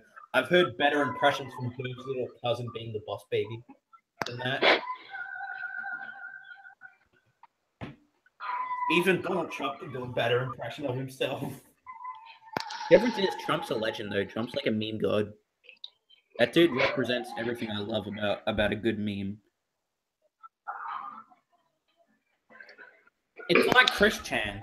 Chris Chan's a person I love to watch crash and burn. Because Chris Chan's funny. Because, have you seen his channel recently? His channel just sells off his, like, brother's stuff. He just sells off his older brother's stuff to get money. Guys, make sure to please go to eBay. Hey guys, please make sure to go check out the eBay. I'm selling some stuff for $50. Please go check out the eBay. He's like e-begging and shit. It's like the funniest thing I've ever seen from Christian. Like he e-begs on his Clicksville channel. And it's the most funniest stuff. Like there's one video where he again uses his mother who's dying. Like he's using his mother who's dying from an illness. And he's going, and it sounds like she has a gun to her and she's like, guys, we need money. Please, we need money quick. We need food. We need money. And I bet you when they gave her the money, Chris just spent it on he just spent it on tickets to BronyCon. Yeah. Like, oh, dude, Chris Chan is like one of those people where you feel bad for the way he got trolled, but at the same time, it's like you kind of deserve some of it, dude, because you are a bit of an asshole. In the sense, Yeah. you are a bit of an asshole. I think the best troll was Liquid Chris. I love Liquid Chris. Have you seen those? Those No, I videos haven't. with Liquid Chris. Like he takes the piss out of Chris Chan, but the difference is he's like trying to help Chris Chan change his life. He doesn't want to have anything to do with it. Yeah, he sort of doesn't have anything to do with it, but he kind of does because he's a little. He kind of tries to help Chris Chan, but then after the trolling, after that, like the whole shit, he thinks that Liquid Chris, real Chris, sorry, not real Chris, Ian Brandon Anderson, the that's what they would call Christine Chandler during the trolling. They think that Ian Brandon Anderson is not taking him seriously, and he thinks that it's Clyde Cash trolling the real Chris Chan, telling Liquid Chris to troll, Chris. But turns out he's actually he's trying to help Chris, like. If he doesn't want anything to do with it. Yeah, but he doesn't want anything to do with it. Like, for example, the best one is they try to get Chris Chan to play like actual music on a guitar. But the problem is he plays Guitar Hero, and because he can't play an actual guitar, he plays Guitar Hero, and you can literally like hear the controls click as he's trying to pretend that he can play I Want It That Way on the guitar, the Backstreet Boys song. Yeah. Which he turns into I have a girlfriend and no. So then Liquid Chris actually plays the song on an actual guitar and actually beats Chris Chan. And then they get into a fight. Like they just edit videos together of them like fighting and shit. It's like the funniest stuff. It's like them pretending to fight each other, and what they do is they edit it together and they say that because of the fact they both were beating each other up, sort of they both were a duel, like a draw. And then the last one was to try and impress Liquid Chris's girlfriend. The real Christine Chandler fails at it. He fails at it. There's another TV series Channel 7's putting into production. Is it called Chris Chan? Nah, it's about Olivia Newton-John. It's coming out some point in the next few weeks. Oh no! Hogan all over. Yeah, I'm afraid so. And what I want to see, do they depict her early career where she's dated Ian Turpie and also recreate Funny Things Happen Down Under, that Christmas film where she's like 16? They probably won't. They'll just look at it and go, "That's a great. Come on, it's like it's an underrated they'll film." look at it and they'll just go, "Well, we're just going to portray Olivia Newton-John when she went in that movie Grease, and her when she does, you love me, let me know, and let me be." Because of Olivia Newton-John thinking the film was embarrassing, it's been shelved. The film, so it's never been released on DVD. It'd be like Johnny Farnham because he doesn't want his early career mentioned, like with Everybody Ought to Sing a Song and Sweeney the Cleaning Lady. He doesn't want that mentioned either. So he said that if they were to mention it, he would sue them. It'd be like John. But that's something that I've heard. But to this day, they did release the film on VHS back in the early 80s on 40MI, but I've yet to find a copy on VHS. It's pretty hard to come by. Yep. If you got any more questions, keep them coming, bro. I love these questions. I think you can watch it on YouTube, and it's also available to buy on iOffer as a DVD-R. Yep.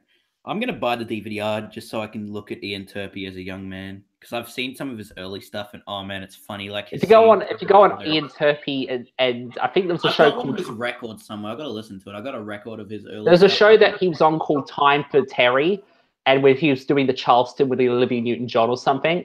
Oh and to think that this thing would go on to take the piss out of normal people in Australian comedy.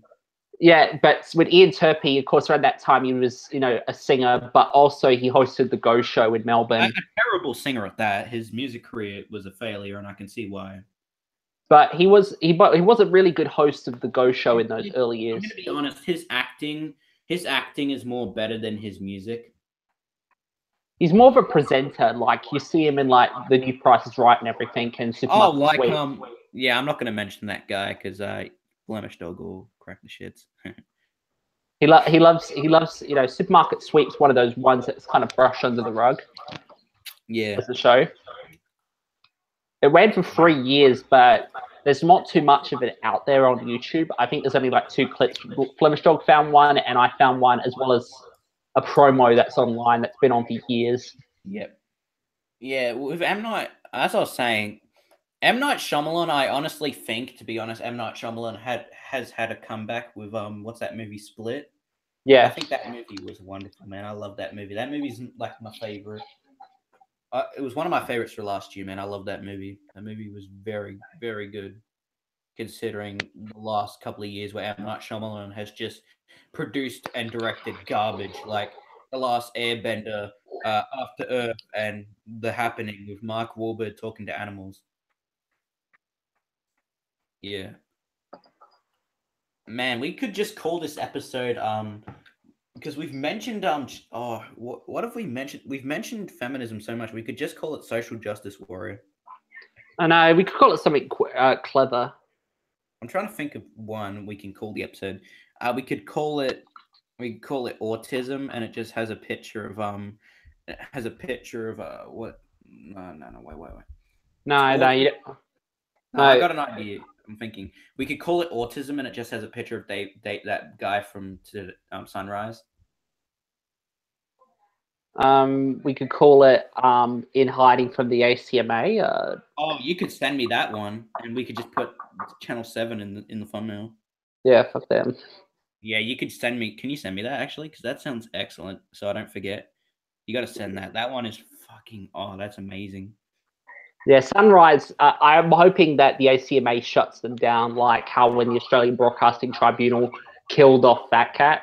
That was actually sad when Fat Cat fucking died. I don't care what you have to say, Sexton. Media Treasure Trove. Why are you uploading fat? I haven't done that. I hate Fat Cat because it's people from country. Hey, Sam, I'm gonna go for a sec. I'll be back. Hey guys, do you want me to just do like Nicholas Sexton? This isn't the first time I've done that voice. I was on a Flemish Dog video. I made a joke about him making a 20-minute rant on me during some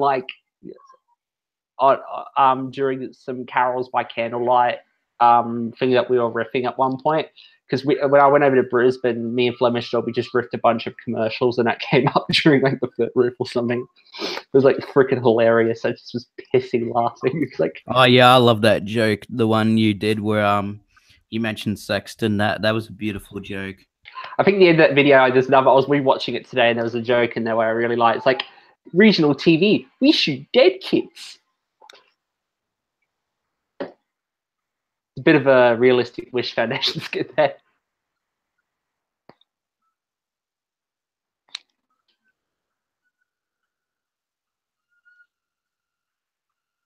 But yeah, it's like we kind of did. I like doing all these live streams. I'll see what we can produce as a video next week because I'm gonna probably be in the Grampians or Ballarat or something. I don't know.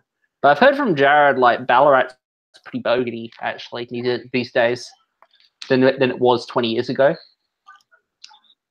Yeah, exactly.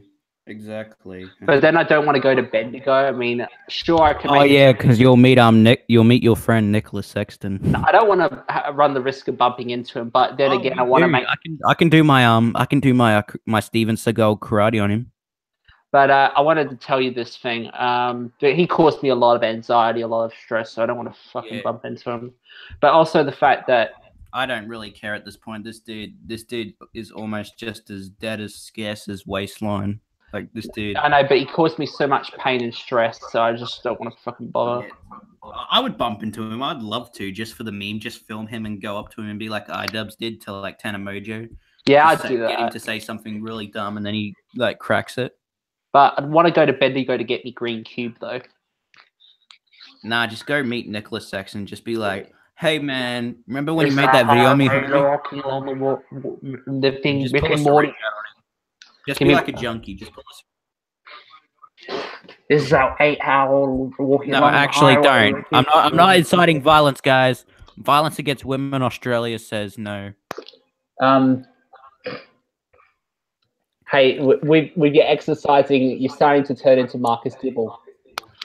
No, I'm not, bro. Difference is, nah, I'm not gonna. I can't roast Marcus. Actually, you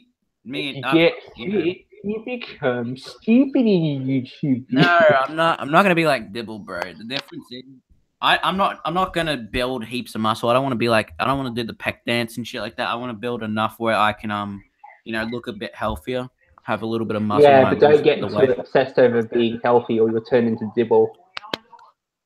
No, you'll turn into KSI. You'll just want to fight someone on YouTube that said that you're black or something like that. And you'll make it a race thing and just you'll just make it a race thing and you'll just like want to fight them. Do people even talk about Marcus Dibble anymore? Is he still relevant on the site? I don't fucking know. I don't even know at this point. I don't pay attention much to Dibble's content besides that Jake Paul video he did like a month ago. So I don't even know anymore if he's around. I don't pay attention to YouTube, man. Like I've said, besides all the drama, the little dramas that have been happening, I haven't really been paying attention to stuff, actually. I've been quite busy when it comes to YouTube. I've been trying to check out tapes at the moment so I can send some through. You know, I've been busy, man. I've been getting out more. I've been exercising. I've been not really focusing on YouTube anyway. I'm not interested at the moment of doing YouTube at this point of time. I might come back eventually, but at this point I'm not really interested. I want to kind of, have a couple of years where I can still be a teenager. I can still be a teenager and have muck around. And then probably when I'm about 21 or something like that, then focus on YouTube as a hobby. As an occasional hobby, maybe like once a month, post a film review or something like that. Do what I need to. Yeah. Captain's log, April 25th, 2018. Oh, I love those. Like when Chris Chan does the captain's log thing, I love that. He needs to do it again just as a gag. I would pay him $5 just so he can say, Captain's log, April 26th, 2018. Hey, Jared. This is what I like to imagine. You know that Briggs Bear film about that kid, about that adult that's been, his parents kicked him from the outside world and took him from his real parents, and how he's obsessed with like this Brigsby Bear cartoon or something. I like to imagine that was inspired by Kristen Weston Chandler. No, it'd be like Freddy Got Fingered. He'll just say that his dad molested him just so he can. No, that's the thing. In the film, he didn't get molested in this film. Apparently, it's just they were just keeping him because they were like ex-children's writers or something. They were like created some children's toys in the 80s. But I'm just trying to think. Imagine if the film was actually inspired by Kristen Weston Chandler. It'd be like Biodome with Pauly Shore. He'll just be in a biodome for like Kristen Weston. He'll be in the next.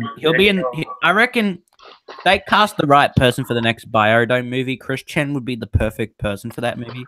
Kristen Weston Chandler is now. He would be wonderful for that movie. He would replace all the terrible comedy that Pauly Shore did. Yeah. Whoop whoop. Pauline Hanson. That's what not Pauline Hanson. That's what Pauly Shore did in that movie. Just the stupid animal noises. Just do animal noises because that's Simon Says with Dame Cook. I get so many movies confused, but that's Simon Says with Dennis Rodman. Whoop whoop. Like just. I was at one of my mum's friends' place, and her daughter was watching like bloody. What was it like? It was like this Netflix series about a bunch of undead zombies or something like that. Like try to do all these multiple things. Like Cool Cat loves the boogie woogie. And they had to clean up after a murder or something. And I remember this one part of the bloody Netflix series. Yeah. Zombies love to boogie woogie. They were like zombies that looked like human beings. Oh my god, it's like Alvin and the Chipmunks again. It's like the Alvin and the Chipmunks Nickelodeon series. Look Well, like I could humans. think, yeah. What the fuck are those? Just be like But a lot that. of the jokes were just them swearing their head. All I could remind me of that Eddie Izzard thing going, "You fuck my wife, you fuck my wife. I am your wife." You remember that? No, film? it's just like Amy Schumer. Just make like- animal noises and jokes about you pussy. A British film would have like a staircase and a door. It's like, but if the Americans made it, they're up the budget by 50 million. Bro, Be when are you one with gonna a go? view of hell. Yeah. Staircase of Satan. Pond of death, and people walking in and going, "You're always fucking in here with fucking matches all the time." That's all I was thinking, because like anything that gets approved for the Netflix original series, the comedy mainly consists of them getting angry at each other and swearing. That's all the comedy is. There's nothing else to it. It has kind of like black comedy elements with like characters dying and treated in a humorous black comedy way. But most of the time, it's just them swearing at each other and stuff. It's KSI level comedy. I Just like to- diss your I- friends online. Just diss I people like that to you were friends imagine, with. and also I just like to imagine that in the real world that they're not, that they think in their minds that they're humans, but then in the real world they're just talking zombies. I think I've seen this. I don't know the name of it, but I think I've seen it. It's called The Sane Kakario Died or something. I took the piss out of that the other day, and I think I said something like, "If you want to watch something as shit as Amy Schumer's comedy special, the Levitt special, watch I think I said the name of it. Yeah, Saints. And yeah, Saints, and everyone just started laughing in the stream. They're And like, Tonio Diet. yeah, and every like the people who watch my stream were just like dying up in laughter. Yeah, I discovered it because she was watching on Netflix and I was watching it and I was just like... I was just like, why do humans exist? Why do we exist? But Netflix is just, they'll buy anything. That's the joke in South Park when they pick up the phone. It's like, yes, It's like flushing the toilet in the background. Well, you got a series, we'll buy it. It's like flushing the toilet in the background. Yeah, because Netflix Which is the might- buyer of which- content, so they just buy whatever they have. Yeah, So because what happens? Netflix is like the cheapest budget. For fuck's sake, they made a Richie Rich series on Netflix. They helped fucking fund the Fuller House series. Yeah. And that was going to be a Netflix show. Yeah, they funded And a it- Richie Rich show that no one asked for. Oh yeah, I watched that. I remember watching it like when it first came out, and me and my mate, we just took the piss out of it. We made fun of the terrible acting. Hey, at least it's not as bad as the Amazon Prime thing where they funded the Sickman. Oh, don't mention that. I watched that at like my mate has Amazon Prime. I'm like, dude, can we watch Sim and the Sea Monsters? He's like, what? He searched it up and he's like, oh my god, what is this? We just kept making jokes at it, and I'm like, this is just like, we'll make whatever we want. Yeah, because unlike television where it has to go through a complicated process of being approved, they just throw any shit at the wall to see what sticks, and most of the time isn't profitable.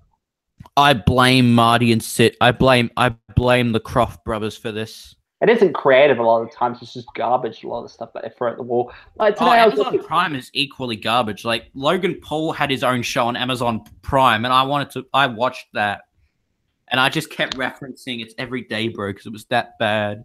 But I remembered Amazon Prime. The film I saw today, Early Man. Did you know that Amazon Prime was credited for funding the film in part? Oh my fucking god! Are you serious? Yeah. So They funded it. No. They after the Studio Canal logo and the Aardman logo come up. All of a sudden, you see the opening credits and the opening sequence in writing Amazon Prime. Blah blah. Hey, blah. honey, we should buy some Amazon Prime. No, but they put money into the Aardman film. I'm like, dude, it's being put in cinemas. Why is it? It's like wearing a My Little Pony shirt. Why is Amazon Prime putting money into this movie? Did they get the contractual rights after it's been through cinemas? Oh no, they don't. Universal and Arkman do. Wait, Studio Carnell's producing it. Who's Studio Canal owned by? Universal, I think. Because don't you forget they also made all the. They also did the Paddington. Also got. Yeah, which I think is also owned by like Universal. Yeah, but Paddington. But At least we don't have to worry about the Weinsteins. Oh my god, not Harvey Weinstein. Why?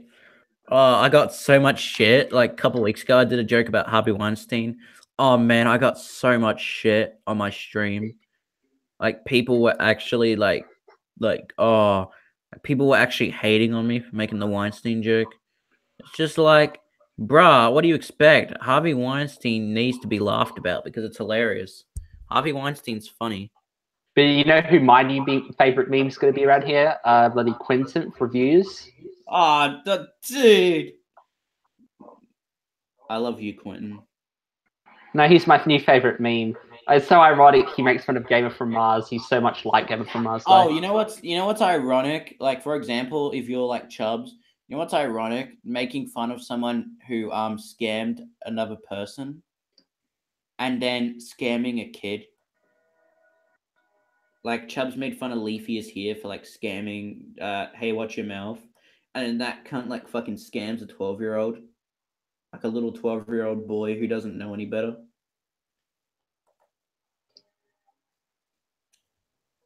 Yeah, well, guys, this is pretty much it. Actually, I'm kind of let's end this off here. Yeah, we're gonna end it off here. Hopefully, you enjoyed this episode. Pretty much, it was just me and Jency.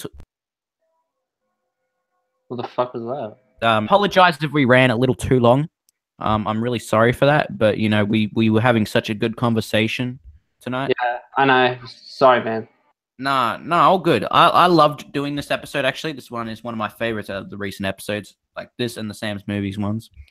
In July, we might be having Bootleg Bill on our podcast in July. The next days, we might be having Bootleg Bill on our podcast. Hopefully you guys enjoyed this episode. Please go check out the Media Treasure Trove's Facebook page that he does, not his actual one, but the one he does where he uploads old archival material and sends links to it. Please go check out his YouTube channel. Try and get him to 1100. Please check him out, and also please check out the Critical Oz if you want. The Critical Aussie is definitely a great way to sit down and watch videos. Anything we're reviewing, it's always changing, always new things coming down the pipeline on both that channel. And I'm developing my content further. Yeah, and my upload schedule on the Critical Aussie will be like Colossal is Crazy, where I'll barely upload any content, to be honest. Because I don't upload every day. I'm not a full-time YouTuber. I'm not like I'm Alex, where I'll... But thanks for making this a great live stream, and we'll see you in the next one. And God, I forgot. I feel like Doug Walker saying that. We'll see you in the next one. Terror never saw anything. I'm Nostalgia Critic. I remember it, so you don't have to. Hello, I'm Nostalgia Critic.